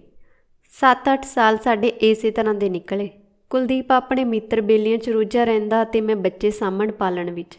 ਮੰਮੀ ਜੀ ਦੀਆਂ ਤੱਤੀਆਂ ਠੰਡੀਆਂ ਸੁਣਨ 'ਚ ਸਭ ਕੁਝ ਚੁੱਪ ਕਰਕੇ ਸਹਿ ਲੈਂਦੀ। ਪਿਓ ਦੇ ਦਰ ਵੱਲ ਤਾਂ ਮੂੰਹ ਵੀ ਨਹੀਂ ਸੀ ਮੈਂ ਕਰ ਸਕਦੀ। ਉਹਦੇ ਦਰ ਤਾਂ ਹੋਰ ਕਈ ਧੀਆਂ ਸਨ। ਇਸ ਲਈ ਮੈਂ ਆਪਣੇ ਬਾਪ ਕੋਲ ਆਪਣੀ ਵਿੱਥਿਆ ਦੱਸਣ ਤੋਂ ਵੀ ਗੁਰੇਜ਼ ਕਰਦੀ ਸੀ। ਮੇਰੀਆਂ ਸਮੱਸਿਆਵਾਂ ਇੰਨੀਆਂ ਸਨ ਕਿ ਮੈਂ ਆਪਣੇ ਟੱਬਰ ਨੂੰ ਮੰਗਵਾਉਣ ਵੱਲ ਧਿਆਨ ਹੀ ਨਾ ਦੇ ਸਕੀ। ਉਹ ਵੀ ਨਿਰੋਹੇ ਮਾਰ ਕੇ ਅੱਕ ਕੇ ਥੱਕ ਗਏ। ਆਖਰ ਚੁੱਪ ਕਰਕੇ ਬੈਠ ਹੀ ਗਏ। ਛੋਟੇ ਹੁੰਦੇ ਜੇਸ਼ਨ ਨੂੰ ਆਪਣੇ ਡੈਡੀ ਨਾਲ ਬਹੁਤ ਮੋਹ ਸੀ, ਪਰ ਕੁਲਦੀਪ ਆਪਣੀ ਦੁਨੀਆ 'ਚ ਰਹਿੰਦਾ। ਜਦੋਂ ਜੇਸ਼ਨ ਸਵੇਰੇ ਸੁੱਤਾ ਉੱਠਦਾ ਤਾਂ ਕੁਲਦੀਪ ਦੇ ਕਮਰੇ ਵੱਲ ਨੂੰ ਭੱਜ ਤੁਰਦਾ। ਕਦੇ ਜੇਸ਼ਨ ਝਿੜਕਾਂ ਖਾ ਕੇ ਮੁੜਦਾ, ਕਦੇ ਕਦਾਈ ਕੁਲਦੀਪ ਉਸ ਨਾਲ ਖੇਲ ਵੀ ਲੈਂਦਾ। ਸਮੀਨਾ ਪਹਿਲਾਂ ਤੋਂ ਹੀ ਕੁਲਦੀਪ ਦੇ ਨੇੜੇ ਨਹੀਂ ਸੀ ਹੋਈ। ਨਾ ਹੀ ਕੁਲਦੀਪ ਨੇ ਕੋਈ ਕੋਸ਼ਿਸ਼ ਕੀਤੀ ਕਿ ਸਮੀਨਾ ਨਾਲ ਸਾਂਝ ਵਧਾ ਲਵੇ। ਜੇਸਨ ਵੀਕਐਂਡ 'ਤੇ ਖਾਸ ਤੌਰ 'ਤੇ ਪਿਓ ਵੱਲ ਤਾਂਗਦਾ। ਉਹਦਾ ਮਨ ਚਾਹੁੰਦਾ ਉਹਦਾ ਡੈਡ ਉਹਨੂੰ ਬਾਹਰ ਲੈ ਕੇ ਜਾਵੇ, ਫੁੱਟਬਾਲ ਖੇਡੇ, ਆਈਸ ਹਾਕੀ ਦੇਖਣ ਲੈ ਕੇ ਜਾਵੇ। ਪਰ ਕੁਲਦੀਪ ਲਈ ਇਹ ਸਭ ਬਕਵਾਸ ਸਨ। ਬੱਚੇ ਘਰ ਬੈਠ ਕੇ ਟੀਵੀ ਦੇਖਣ ਆਖ ਕੇ ਕੁਲਦੀਪ ਬਾਹਰ ਨਿਕਲ ਜਾਂਦਾ ਹੁੰਦਾ। ਤੇ ਉਸ ਸਵੇਰ ਵੀ ਜੇਸਨ ਸੁੱਤਾ ਉੱਠਦਾ ਕੁਲਦੀਪ ਦੇ ਕਮਰੇ ਵੱਲ ਦੌੜ ਗਿਆ ਸੀ। ਉੱਥੇ ਜਾ ਕੇ ਮੁੰਡੇ ਨੇ ਜੋ ਦੇਖਿਆ ਹੋ ਉਸ ਨਾਲ ਉਹ ਦਹਿਲ ਗਿਆ। ਮੁੰਡੇ ਦੀਆਂ ਨਜ਼ਰਾਂ ਵਿੱਚ ਬਹੁਤ ਕੁਝ ਨਿਕਲ ਗਿਆ ਸੀ, ਜਿਸ ਨਾਲ ਜੇਸ਼ਨ ਡਰ ਕੇ ਕੰਬ ਰਿਹਾ ਸੀ। ਜੇਸ਼ਨ ਦੀ ਨਜ਼ਰ ਪਥਰਾ ਗਈ। ਜੇਸ਼ਨ ਵਾਰ-ਵਾਰ ਆਖ ਰਿਹਾ ਸੀ, ਜੈਰੀ ਇਜ਼ ਕਿਲਿੰਗ ਮਾਈ ਡੈਡ। ਉਸ ਦਿਨ ਮੈਂ ਵੀ ਪਤਾ ਨਹੀਂ ਕਿੱਥੋਂ ਹਿੰਮਤ ਇਕੱਠੀ ਕਰਕੇ ਉਸ ਕਮਰੇ 'ਚ ਦਾਖਲ ਹੋਈ। ਇਹ ਥਾਂ ਮੇਰੇ ਲਈ ਵਰਜਿਤ ਸੀ। ਮੈਂ ਇਸ ਕਮਰੇ ਨੂੰ ਉਸ ਵੇਲੇ ਸਾਫ਼ ਕਰਦੀ ਸੀ ਜਦੋਂ ਕੁਲਦੀਪ ਘਰ ਨਾ ਹੋਵੇ। ਸਾਡੇ ਕਮਰੇ ਪਹਿਲੇ ਦਿਨ ਤੋਂ ਹੀ ਅੱਡ-ਅੱਡ ਰਹੇ। ਕਿਸੇ ਨੂੰ ਦੱਸਦੀ ਵੀ ਨਹੀਂ ਸੀ। ਮੰਮੀ ਜੀ ਨੂੰ ਪਤਾ ਸੀ। ਸ਼ਾਇਦ ਇਸੇ ਵਾਸਤੇ ਉਹ ਮੇਰੇ ਨਾਲ ਚੰਗੀ ਬਣੀ ਰਹਿੰਦੀ। ਕਿਸੇ ਕੋਲ ਮੈਂ ਵੀ ਭੇਤ ਨਹੀਂ ਸੀ ਕੱਢਿਆ। ਮੈਂ ਸੋਚਦੀ ਲੋਕੀ ਕੀ ਆਖਣਗੇ, ਭਾਂਤ ਸੁਭਾਂਤੀਆਂ ਗੱਲਾਂ ਕਰਨਗੇ। ਨਸ਼ੇ ਨਾਲ ਧੁੱਤ ਕੁਲਦੀਪ ਜਦੋਂ ਮੇਰੇ ਕਮਰੇ ਦੀ ਚੌਖਟ ਪਾਰ ਕਰਕੇ ਆਇਆ ਤਾਂ ਮੇਰੀ ਝੋਲੀ ਇਹ ਦੋਨੋਂ ਬੱਚੇ ਪਾ ਗਿਆ। ਉਸ ਦਿਨ ਰੋਹ ਮੇਰੇ ਅੰਦਰ ਸੱਪ ਦੀ ਵਿਸ਼ ਵਾਂਗ ਘੋਲ ਕਰ ਰਿਹਾ ਸੀ ਤੇ ਦਰ ਦੀ ਰੇਖਾ ਪਾਰ ਕਰਦਿਆਂ ਮੈਂ ਕੁਲਦੀਪ ਨੂੰ ਧੱਕਾ ਮਾਰ ਕੇ ਕੰਧ ਵਿੱਚ ਮਾਰਿਆ ਤੇ ਉਸ ਗੋਰੇ ਨੂੰ ਵੀ ਵਾਲਾਂ ਤੋਂ ਫੜ ਕੇ ਕਮਰੇ ਤੋਂ ਬਾਹਰ ਕੱਢ ਦਿੱਤਾ। ਮਗਰ ਉਹਦੇ ਕੱਪੜੇ ਵਗਾ ਕੇ ਮਾਰੇ। ਉਹ ਕੱਪੜੇ ਇਕੱਠੇ ਕਰਦਾ ਪਤਾ ਨਹੀਂ ਕੀ ਕੁਝ ਬੋਲੀ ਜਾ ਰਿਹਾ ਸੀ। ਕ੍ਰੇਜ਼ੀ ਬਿਚ, ਸਟੂਪਿਡ ਵੂਮਨ ਆਖਦਾ ਉਹ ਦਰੋਂ ਬਾਹਰ ਹੋ ਗਿਆ। ਆ ਪਤੰਦਰਾ ਤੈਨੂੰ ਦੱਸਾਂ ਕ੍ਰੇਜ਼ੀ ਬਿਚ ਕੀ ਹੁੰਦੀ ਆ, ਆਖਦਿਆਂ ਮੈਂ ਪੌੜੀਆਂ ਦੇ ਬੈਨਿਸਟਰ ਤੋਂ ਚੀਖੀ। ਪਰ ਕੁਲਦੀਪ ਨਹੀਂ ਬੋਲਿਆ। ਨਜ਼ਰਾਂ ਝੁਕਾ ਕੇ ਕੋਨੇ 'ਚ ਬੈਠਾ ਜਿਹਾ ਹੋ ਕੇ ਖੜਾ ਰਿਹਾ, ਜਿਵੇਂ ਕੰਧ ਪਾੜ ਜਾਵੇਗੀ ਤੇ ਇਹ ਉਸ ਵਿੱਚ ਸਮਾ ਜਾਵੇਗਾ। ਉਸ ਵੇਲੇ ਮੈਂ ਆਪਣਾ ਫੈਸਲਾ ਨੀਵੀਂ ਪਾਏ ਖੜੇ ਕੁਲਦੀਪ ਨੂੰ ਸੁਣਾ ਦਿੱਤਾ ਸੀ। ਅੱਜ ਤੋਂ ਬਾਅਦ ਇਸ ਘਰ ਵਿੱਚ ਪੈਰ ਨਹੀਂ ਪਾਉਣਾ। ਮੈਂ ਪਾਲ ਲਵਾਂਗੀ ਆਪਣੇ ਬੱਚਿਆਂ ਨੂੰ। ਦਫਾ ਹੋ ਜਾ, ਨਿਕਲ ਬਾਹਰ। ਹਿੰਮਤ ਪਤਾ ਨਹੀਂ ਕਿੱਥੋਂ ਮੇਰੇ 'ਚ ਆਈ ਸੀ। ਮੈਂ ਕੁਲਦੀਪ ਦੀ ਟੀ-ਸ਼ਰਟ ਤੋਂ ਉਸ ਨੂੰ ਧੂ ਕੇ ਪੌੜੀਆਂ ਤੋਂ ਹੇਠਾਂ ਖਿੱਚਦੀ ਹੋਈ ਬਾਹਰ ਤੱਕ ਲੈ ਆਈ। ਮੰਮੀ ਜੀ ਵੀ ਖੜੀ ਦੇਖਦੀ ਰਹੀ। ਪਰ ਬੋਲੀ ਕੁਝ ਨਹੀਂ। ਕੀ ਕਹਿੰਦੀ? ਸ਼ਰਮ ਦੇ ਮਾਰੇ ਉਹਦਾ ਸਿਰ ਵੀ ਧਰਤੀ 'ਚ ਗੱਡ ਹੋ ਗਿਆ ਸੀ। ਮੇਰੇ ਅੰਦਰ ਬਲਦੀਆਂ ਲਾਟਾਂ ਨੇ ਮੰਮੀ ਜੀ ਦੀ ਬੋਲਤੀ ਬੰਦ ਕਰ ਦਿੱਤੀ। ਪਹਿਲਾਂ ਕੁਲਦੀਪ ਜੇਕਰ ਮੈਂ ਉੱਚਾ ਬੋਲ ਮੂੰਹੋਂ ਕੱਢਾਂ ਤਾਂ ਮੇਰੇ 'ਤੇ ਹੱਥ ਚੁੱਕ ਲੈਂਦਾ ਸੀ, ਪਰ ਅੱਜ ਉਹ ਨਜ਼ਰ ਮਿਲਾਉਣ ਤੋਂ ਵੀ ਝਿਜਕ ਰਿਹਾ ਸੀ। ਨੰਗਾ ਸੱਚ ਕਿਹੜੇ ਕੋਨੇ 'ਚ ਲੁਕਾਵੇ? ਇਹ ਬਿਨਾਂ ਬੋਲਿਆਂ ਸਿਰ ਸੁੱਟ ਕੇ ਘਰੋਂ ਚਲਿਆ ਗਿਆ। ਪਿੱਛੇ ਮੁੜ ਕੇ ਦੇਖਿਆ ਵੀ ਨਾ। ਦੇਖਣ ਦੀ ਹਿੰਮਤ ਹੀ ਨਹੀਂ ਸੀ ਪਈ ਹੋਣੀ। ਕਿੱਥੇ ਤੇ ਕਿੱਦਾਂ ਰਿਹਾ? ਅਸੀਂ ਨੂੰਹ ਸੱਸ ਨੇ ਪਤਾ ਕਰਨ ਦੀ ਕੋਸ਼ਿਸ਼ ਵੀ ਨਹੀਂ ਕੀਤੀ। ਮੰਮੀ ਜੀ ਦੇ ਅੰਦਰ ਕੀ ਬੀਤਦੀ ਸੀ ਮੈਨੂੰ ਨਹੀਂ ਪਤਾ, ਪਰ ਉਸ ਨੇ ਮੇਰੇ ਨਾਲ ਆਪਣਾ ਕੋਈ ਰੁਦਨ ਸਾਂਝਾ ਨਾ ਕੀਤਾ, ਸਗੋਂ ਮੈਨੂੰ ਦਿਲਾਸਾ ਦਿੰਦੀ ਰਹੀ। ਮੈਨੂੰ ਵੀ ਕੈਨੇਡਾ ਰਹਿੰਦਿਆਂ ਕਈ ਸਾਲ ਹੋ ਗਏ। ਮੈਂ ਵੀ ਕਾਨੂੰਨ ਬਾਰੇ ਜਾਣਨ ਲੱਗ ਪਈ ਸੀ। ਮੈਂ ਇੱਕ ਦਿਨ ਬਿਨਾਂ ਪੁੱਛੇ ਦੱਸੇ ਵਕੀਲ ਦੇ ਦਰ 'ਤੇ ਜਾ ਬੈਠੀ ਤੇ ਡਾਈਵੋਰਸ ਲਈ ਫਾਈਲ ਕਰ ਦਿੱਤਾ। ਕਈ ਦਿਨ ਬਥੇਰਾ ਸੋਚਿਆ ਕਿਵੇਂ ਪਾਲਾਂਗੀ 2 ਬੱਚੇ, ਕਿਵੇਂ ਕਰਾਂਗੀ ਗੁਜ਼ਾਰਾ। ਫਿਰ ਮਨ ਵਿੱਚ ਆਇਆ ਕਿ ਦੂਜੀਆਂ ਕੌਮਾਂ ਦੀਆਂ ਤੀਵੀਆਂ ਵੀ ਤਾਂ ਬੱਚੇ ਪਾਲਦੀਆਂ ਹੀ ਨੇ। ਨਿੱਤ ਦਿਨ ਸਿੰਗਲ ਮਦਰ ਦੀ ਗੱਲ ਤੁਰਦੀ ਆ। ਜੇਕਰ ਉਹ ਔਰਤਾਂ ਬੱਚੇ ਪਾਲ ਸਕਦੀਆਂ ਨੇ, ਫਿਰ ਮੈਂ ਕਿਉਂ ਨਹੀਂ? ਕਾਲੀਆਂ ਗੋਰੀਆਂ ਤਾਂ ਵਿਆਹੀਆਂ ਵੀ ਨਹੀਂ ਹੁੰਦੀਆਂ, ਪਰ ਬੱਚੇ ਜਾਣ ਲੈਂਦੀਆਂ ਨੇ, ਕੱਲੀਆਂ ਪਾਲਦੀਆਂ ਨੇ, ਕੰਮ ਵੀ ਕਰਦੀਆਂ ਨੇ, ਬੱਚਿਆਂ ਨੂੰ ਵੀ ਪਾਲੀ ਜਾਂਦੀਆਂ ਨੇ। ਵਿਆਹੀਆਂ ਵਰੀਆਂ ਵੀ ਜਦੋਂ ਵੱਖ ਹੁੰਦੀਆਂ ਨੇ ਤਾਂ ਬੱਚੇ ਉਹਨਾਂ ਦੇ ਪਾਲਣ ਦੀ ਹੀ ਪਹਿਲ ਹੁੰਦੇ ਨੇ। ਨਿੱਤ ਦਿਨ ਦੇ ਲੜਾਈ ਝਗੜੇ ਤੋਂ ਬੱਚਿਆਂ ਨੂੰ ਇਕੱਲੇ ਪਾਲਣਾ ਸੌਖਾ ਹੈ। ਨਿੱਤ ਦੀ ਕਿੜ-ਕਿੜ ਤੋਂ ਛੁਟਕਾਰਾ ਮਿਲਦਾ। ਬੱਚਿਆਂ ਦੀ ਮਾਨਸਿਕਤਾ ਲਈ ਵੀ ਚੰਗਾ। ਮੈਂ ਬਸ ਹੱਟ ਦਾ ਪੱਲਾ ਫੜ ਲਿਆ। ਕੋਈ ਕਹਿੰਦਾ ਕਿਸੇ ਹੋਰ ਨੂੰ ਇੰਡੀਆ ਤੋਂ ਸੱਦ ਮੰਗਵਾ ਲਵਾਂ, ਨਾਲੇ 4 ਪੈਸੇ ਮਿਲ ਜਾਣਗੇ। ਲੋਕੀ ਕੈਨੇਡਾ ਲੰਘਣ ਵਾਸਤੇ ਲੱਖਾਂ ਦੇਣ ਨੂੰ ਤਿਆਰ ਬੈਠੇ ਨੇ। ਕੋਈ ਕਿਸੇ ਦੀ ਦੱਸ ਪੁੱਛ ਪਾਉਂਦਾ। ਹਰ ਕਿਸੇ ਨੂੰ ਮੈਂ ਕਿਸੇ ਰਿਸ਼ਤੇਦਾਰ ਦੀ ਰਾਹਦਾਰੀ ਨਜ਼ਰ ਆਉਂਦੀ ਸੀ, ਜਾਂ ਕੱਚੇ ਪੱਕੇ ਆਦਮੀਆਂ ਨੂੰ ਮੁਫਤ ਦਾ ਮਾਲ। ਪਰ ਮੈਂ ਕਿਸੇ ਨੂੰ ਘਰ ਦੇ ਆਲੇ ਦੁਆਲੇ ਫਟਕਣ ਨਹੀਂ ਸੀ ਦਿੱਤਾ। ਮੰਮੀ ਜੀ ਨੂੰ ਜ਼ਿੰਦਗੀ ਦੇ ਥਪੇੜੇ ਖਾ ਕੇ ਅਕਲ ਆ ਗਈ ਸੀ। ਉਹ ਵੀ ਮੇਰਾ ਪੂਰਾ ਸਾਥ ਦੇਣ ਲੱਗ ਪਈ। ਜਿਸ ਘਰ ਵਿੱਚ ਮੈਂ ਰਹਿੰਦੀ ਸੀ, ਜਿਸ ਘਰ ਵਿੱਚ ਮੈਂ ਹੁਣ ਬੈਠੀ ਹਾਂ, ਇਹ ਮੰਮੀ ਜੀ ਦੇ ਨਾਮ ਸੀ।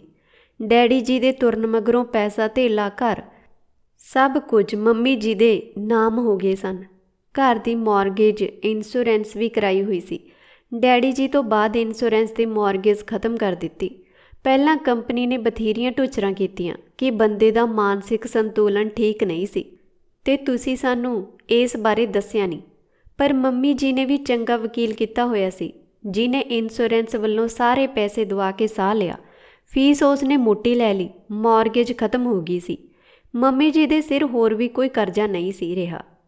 ਫਿਰ ਕੁਲਦੀਪ ਦੇ ਘਰੋਂ ਜਾਣ ਮਗਰੋਂ ਬਿੱਲ, ਬੱਤੀਆਂ ਤੇ ਰੋਟੀ ਪਾਣੀ ਦਾ ਖਰਚਾ ਮੇਰੇ ਪੈਸਿਆਂ ਨਾਲ ਤੇ ਮੰਮੀ ਜੀ ਦੀ ਪੈਨਸ਼ਨ ਨਾਲ ਤੁਰਨ ਲੱਗ ਪਿਆ।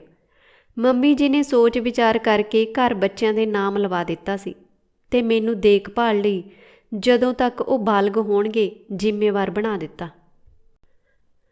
ਪੁੱਤ ਦੀਆਂ ਕਰਤੂਤਾਂ ਤੇ ਜਿਵੇਂ ਉਸ ਨੂੰ ਇਤਬਾਰ ਨਾ ਰਿਹਾ। ਅਸੀਂ ਨੂੰਹ ਸੱਸ ਔਖੀਆਂ ਸੌਖੀਆਂ ਗੁਜ਼ਾਰਾ ਕਰਦੀਆਂ ਰਹੀਆਂ ਤੇ ਬੱਚੇ ਪਾਲਦੀਆਂ ਰਹੀਆਂ। ਨਾ ਹੀ ਕੁਲਦੀਪ ਨੇ ਕਦੇ ਪੁੱਛਿਆ ਕਿ ਬੱਚੇ ਕਿਵੇਂ ਪਲ ਰਹੇ ਨੇ, ਤੇ ਨਾ ਹੀ ਅਸੀਂ ਇਸ ਨਾਲ ਕੋਈ ਰਾਬਤਾ ਰੱਖਿਆ ਸੀ। ਘਰ ਨਾਲੋਂ ਟੁੱਟ ਕੇ ਇਹਨੇ ਕੀ ਮਹਿਸੂਸ ਕੀਤਾ ਮੈਨੂੰ ਨਹੀਂ ਪਤਾ। ਮੈਨੂੰ ਤਾਂ ਇਸ ਤਰ੍ਹਾਂ ਲੱਗਿਆ ਜਿਵੇਂ ਇਹਨੂੰ ਕਦੇ ਬੱਚਿਆਂ ਦੀ, ਮੇਰੀ, ਆਪਣੀ ਮਾਂ ਦੀ ਲੋੜ ਮਹਿਸੂਸ ਹੀ ਨਹੀਂ ਸੀ ਹੋਈ। ਤੇ ਮੈਂ ਵੀ ਜ਼ਿੰਦਗੀ ਨੂੰ ਆਪਣੇ ਹੱਥ ਦੇ ਸਿਰ 'ਤੇ ਜੀਣ ਲੱਗ ਪਈ ਸੀ। ਇਹਦੇ ਨਾਮ ਵਾਲੀ ਸਲੇਟ ਜਿਵੇਂ ਮੈਂ ਸਾਫ਼ ਹੀ ਕਰ ਦਿੱਤੀ। ਤੇ ਹੁਣ ਇੰਨੇ ਸਾਲਾਂ ਬਾਅਦ ਨਾ ਬੱਚਿਆਂ ਨੂੰ ਇਹਦੀ ਲੋੜ ਸੀ, ਨਾ ਮੈਨੂੰ। ਮੈਂ ਜ਼ਿੰਦਗੀ ਦੇ 10-12 ਵਰ੍ਹੇ ਇਕੱਲੇ ਭੋਗ ਲਿਆ ਸੀ। ਇਹ ਆਦਮੀ ਅੱਜ ਦਰ-ਦਰ ਭਟਕ ਕੇ ਅੱਜ ਮੇਰੇ ਦੁਆਰ ਆ ਖੜ੍ਹਾ ਹੋਇਆ। ਗੁੱਸਾ ਮੇਰੇ ਅੰਦਰ ਵੀ ਜੁਗਾਲ ਕਰ ਰਿਹਾ ਸੀ। ਮੈਨੂੰ ਸਮਝ ਨਹੀਂ ਸੀ ਆ ਰਹੀ ਕਿ ਮੈਂ ਇਸ ਨਾਲ ਕੀ ਗੱਲਬਾਤ ਕਰਾਂ, ਕਿਹੜੀ ਗੱਲ ਛੇੜਾਂ, ਕਾਹਦੇ ਬਾਰੇ ਗੱਲ ਕਰਾਂ। ਐਵੇਂ ਬੋਲ ਚਾਲ ਵਧਾਉਣ ਵਾਂਗ ਮੈਂ ਪੁੱਛ ਲਿਆ, ਚਾਹ ਬਣਾਵਾਂ? ਤੇ ਫਿਰ ਆਪਣੇ ਹੀ ਮਨ ਨੂੰ ਆਖਣ ਲੱਗੀ, ਇੰਨਾ ਸਹਿਜ ਰਿਸ਼ਤਾ ਤਾਂ ਹੈ ਨਹੀਂ ਸਾਡਾ, ਸਿਰਫ ਰਿਸ਼ਤੇ ਦਾ ਨਾਮ ਆ, ਉਹ ਵੀ ਬੀਤ ਚੁੱਕਿਆ ਕੱਲ੍ਹ। ਡਾਈਵੋਰਸ ਤੋਂ ਲੈ ਕੇ ਅੱਜ ਤੱਕ ਇਸ ਬੰਦੇ ਨੇ ਸਾਡੀ ਬਾਤ ਤੱਕ ਨਹੀਂ ਸੀ ਪੁੱਛੀ। ਤੇ ਮੈਂ ਬੜੇ ਸਹਿਜ ਨਾਲ ਆਖ ਰਹੀ ਹਾਂ, ਚਾਹ ਬਣਾਵਾਂ। ਮੈਨੂੰ ਇੰਜ ਮਹਿਸੂਸ ਹੋਇਆ ਜਿਵੇਂ ਮੈਂ ਇਸ ਨੂੰ ਘਰ ਦੀ ਮਾਲਕੀ ਸਿਲਵਰ ਦੀ ਪਲੇਟ ਵਿੱਚ ਰੱਖ ਕੇ ਪੇਸ਼ ਕਰ ਦਿੱਤੀ ਹੋਵੇ। ਆਖਿਆ ਹੋਵੇ ਤੇਰੀਆਂ ਸਾਰੀਆਂ ਭੁੱਲਾਂ ਮਾਫ਼, ਤੇਰੀ ਦਿੱਤੀ ਹਰ ਸਜ਼ਾ, ਹਰ ਪੀੜ ਲਈ ਤੈਨੂੰ ਬਖਸ਼ ਦਿੱਤਾ ਮੈਂ। ਫਿਰ ਦੂਜੇ ਹੀ ਪਲ ਮੇਰੇ ਅੰਦਰ ਮੇਰੀ ਧੀ ਦੀਆਂ ਸਿਸਕੀਆਂ, ਮੇਰੇ ਪੁੱਤ ਦਾ ਰੋਣਾ ਚੀਕ ਮਾਰ ਕੇ ਗੂੰਜਿਆ। ਮੈਂ ਬਿਨਾਂ ਬੋਲੇ ਉੱਠੀ ਤੇ ਕਿਚਨ ਵੱਲ ਨੂੰ ਤੁਰ ਪਈ। ਸੋਚਿਆ ਕਿ ਕੋਈ ਅਣਜਾਣ ਬੰਦਾ ਵੀ ਆ ਜਾਵੇ ਤਾਂ ਚਾਹ ਪਾਣੀ ਤਾਂ ਉਸ ਨੂੰ ਵੀ ਪੁੱਛ ਹੀ ਲਈਦਾ। ਪਤੀਲੇ ਵਿੱਚ ਚਾਹ ਦਾ ਪਾਣੀ ਰੱਖ ਕੇ ਮੈਂ ਸੋਚਾਂ 'ਚ ਡੁੱਬ ਗਈ। ਬੀਤੇ ਦੀਆਂ ਯਾਦਾਂ ਜਿਵੇਂ ਪਾਣੀ ਦੇ ਉਬਾਲ ਵਾਂਗ ਉਬਲ ਰਹੀਆਂ ਸੀ। ਮਨ ਦੀ ਤੌੜੀ ਵਿੱਚ ਧੁਆਂਖੇ ਦੀ ਹਮਕ ਮੇਰੇ ਸਿਰ ਨੂੰ ਚੜ੍ਹਨ ਲੱਗੀ। ਮੈਂ ਸੋਚ ਰਹੀ ਸੀ ਇਸੇ ਤਰ੍ਹਾਂ ਉਸ ਦਿਨ ਵੀ ਪਤੀਲਾ ਉਬਲ ਰਿਹਾ ਸੀ। ਦਾਰੂ ਦੇ ਨਸ਼ੇ ਵਿੱਚ ਕੁਲਦੀਪ ਨੇ ਸਮੀਨਾ ਨੂੰ ਉਸ ਪਤੀਲੇ ਉੱਪਰ ਫੜਿਆ ਹੋਇਆ ਸੀ। ਜੇਕਰ ਮੈਂ ਨਾ ਪਹੁੰਚਦੀ ਤਾਂ ਕੀ ਬਣਦਾ? ਮੇਰੀ ਧੀ ਦਾ ਜਿਸਮ ਅੱਜ ਜਲਿਆ ਭੁੱਜਿਆ ਹੁੰਦਾ। ਸੋਚਦੀ ਹਾਂ ਜੇਸਨ ਵੀ ਤਾਂ ਸੱਚਾ ਹੈ, ਮੈਂ ਕਿਉਂ ਇਹਦੇ ਪਾਗਲਪਨ ਨੂੰ ਪੱਠੇ ਪਾਉਂਦੀ ਹਾਂ। ਫਿਰ ਸੋਚਦੀ ਹਾਂ ਕਿ ਮੇਰੇ ਸੰਸਕਾਰਾਂ ਨੇ ਮੈਨੂੰ ਦਬੋਚ ਕੇ ਘਰ ਦੇ ਖੁੱਡੇ ਵਿੱਚ ਬੰਦ ਕਰ ਦਿੱਤਾ ਸੀ। ਉਹ ਕਿਹੇ ਸੰਸਕਾਰ ਜਿਹੜੇ ਬੰਦਿਆਂ ਨੂੰ ਜੀਣ ਹੀ ਨਹੀਂ ਦਿੰਦੇ। ਉੱਥੇ ਖੜਿਆਂ ਬੀਤੀ ਨੇ ਚੀਕ ਨੇ ਜਿਵੇਂ ਮੈਨੂੰ ਆਪਣੇ ਵਿੱਚ ਭਿਓ ਲਿਆ ਹੋਵੇ। ਘਰ ਸੀ। ਜਦੋਂ ਮੈਂ ਏਅਰਪੋਰਟ ਤੋਂ ਉਤਰ ਕਾਰ ਵਿੱਚ ਨਿਕਲ ਕੇ ਇਸ ਘਰ ਦੀ ਦਹਿਲੀਜ਼ ਟੱਪੀ ਸੀ। ਇਸੇ ਘਰ ਵਿੱਚ ਮੇਰੀ ਸੱਸ ਨੇ ਦੁਬਾਰਾ ਪਾਣੀ ਵਾਰਿਆ ਸੀ। ਇਸੇ ਘਰ 'ਚੋਂ ਜਿਸ ਦਿਨ ਮੈਂ ਕੁਲਦੀਪ ਨੂੰ ਘਰੋਂ ਬਾਹਰ ਕੱਢਿਆ ਸੀ ਤਾਂ ਮੇਰੀ ਸੱਸ ਕੁਝ ਨਹੀਂ ਸੀ ਬੋਲ ਸਕੀ। ਬਸ ਢਿੱਡ ਵਿੱਚ ਮੁੱਕੀ ਦੇ ਕੇ ਬੈਠ ਗਈ। ਜਿੰਨਾ ਚਿਰ ਉਹ ਮੇਰੇ ਕੋਲ ਰਹੀ ਅੱਖ ਚਰਾਉਂਦੀ ਰਹੀ। ਫਿਰ ਜਦੋਂ ਬਹੁਤ ਔਖ ਮਹਿਸੂਸ ਕਰਨ ਲੱਗੀ ਤਾਂ ਪਿੰਡ ਨੂੰ ਤੁਰ ਪਈ। ਉਹਨੂੰ ਮੇਰਾ ਤੇ ਬੱਚਿਆਂ ਦਾ ਸਾਹਮਣਾ ਕਰਨਾ ਔਖਾ ਲੱਗ ਰਿਹਾ ਸੀ। ਮੈਂ ਸਮਝ ਸਕਦੀ ਹਾਂ ਕਿ ਉਹਦੀ ਮਨੋਦਸ਼ਾ। ਬਥੇਰਾ ਮੈਂ ਉਹਨੂੰ ਸਮਝਾਇਆ ਕਿ ਘੱਟੋ ਘੱਟ ਉਹ ਮੇਰੇ ਕੋਲ ਤਾਂ ਰਹੇ, ਬੱਚਿਆਂ ਨੂੰ ਆਸਰਾ ਰਹੂ ਤੇ ਡਰ ਵੀ। ਪਰ ਨਹੀਂ, ਸੰਨਿਆਸ ਲੈਣ ਵਾਂਗ ਉਹ ਪਿੰਡ ਨੂੰ ਚਲੀ ਗਈ। ਸ਼ਾਇਦ ਉਹਦੇ ਆਪਣੇ ਬੋਲੇ ਹੋਏ ਬੋਲ ਉਹਦਾ ਪਿੱਛਾ ਕਰ ਰਹੇ ਸਨ। ਤੇ ਰਹਿ ਗਈ ਮੈਂ, ਘਰ-ਬਾਰ ਸਾਂਭਦੀ, ਬੱਚੇ ਪਾਲਦੀ ਹੋਈ। ਮੈਨੂੰ ਮਹਿਸੂਸ ਹੋ ਰਿਹਾ ਸੀ ਜਿਵੇਂ ਮਾਂ-ਪਿਓ ਆਪਣੇ ਵਿਗੜੇ ਤਿਗੜੇ ਪੁੱਤ ਨੂੰਹਾਂ ਦੇ ਹਵਾਲੇ ਕਰਕੇ ਸ਼ੁਕਰ ਮਨਾਉਂਦੇ ਹੋਣ ਤੇ ਪਿੱਛੇ ਰਹਿ ਜਾਂਦੀ ਹੈ ਨੂੰਹਾਂ ਦੀ ਸਿਰਦਰਦੀ। ਮੈਨੂੰ ਚੇਤਾ ਹੈ ਕਿਵੇਂ ਮੈਂ ਕੁਲਦੀਪ ਘਰ ਹੁੰਦੇ ਇਹਦੀ ਕੁੱਟਮਾਰ ਵੀ ਚੱਲਦੀ ਰਹੀ। 2 ਵਾਰ ਮੈਂ ਘਰ ਵਿੱਚ ਸੱਸ ਦੇ ਹੁੰਦੇ ਵੀ ਵੈਟਡ ਵੂਮਨ ਦੇ ਸ਼ੈਲਟਰ ਵਿੱਚ ਰਹਿ ਕੇ ਆਈ ਹਾਂ। ਮੇਰੀ ਸੱਸ ਮੈਨੂੰ ਫਿਰ ਘਰ ਲੈ ਆਉਂਦੀ ਰਹੀ। ਮੇਰਾ ਜੇਰਾ ਵੀ ਘਰ ਤੋੜਨ ਨੂੰ ਨਹੀਂ ਸੀ ਪੈ ਰਿਹਾ। ਬੀਜੀ ਹਰ ਵਾਰ ਆਖਦੀ ਤੂੰ ਮੇਰੀ ਖਾਤਰ ਮੰਨ ਜਾ। ਮੈਂ ਸਿਰ ਸੁੱਟ ਕੇ ਹਾਰ ਜਾਂਦੀ। ਮੇਰਾ ਪਿੱਛਾ ਕਰਨ ਵਾਲਾ ਵੀ ਕੋਈ ਨਹੀਂ ਸੀ ਜਿਹਦੇ ਜ਼ੋਰ 'ਤੇ ਮੈਂ ਤੜੰਗਦੀ। ਮੇਰੇ ਨਾਲ ਕੰਮ ਕਰਨ ਵਾਲੀਆਂ ਕੁੜੀਆਂ ਆਖਦੀਆਂ ਹੁੰਦੀਆਂ ਸੀ ਕਿ ਇਸ ਮੁਲਕ ਵਿੱਚ ਤਾਂ ਪੁਲਿਸੀ ਮਾਈ ਬਾਪ ਆ, ਕੋਈ ਉੱਚਾ ਬੋਲੇ ਵੀ ਤਾਂ ਘੁਮਾ ਦਿਓ 911 ਨੰਬਰ। ਤੇ ਵੈਸੇ ਵੀ ਜਿਹਨੂੰ ਹੋਰ ਕੋਈ ਨਹੀਂ ਸਾਂਭਦਾ ਉਹਨੂੰ ਸਰਕਾਰ ਸਾਂਭਦੀ ਆ।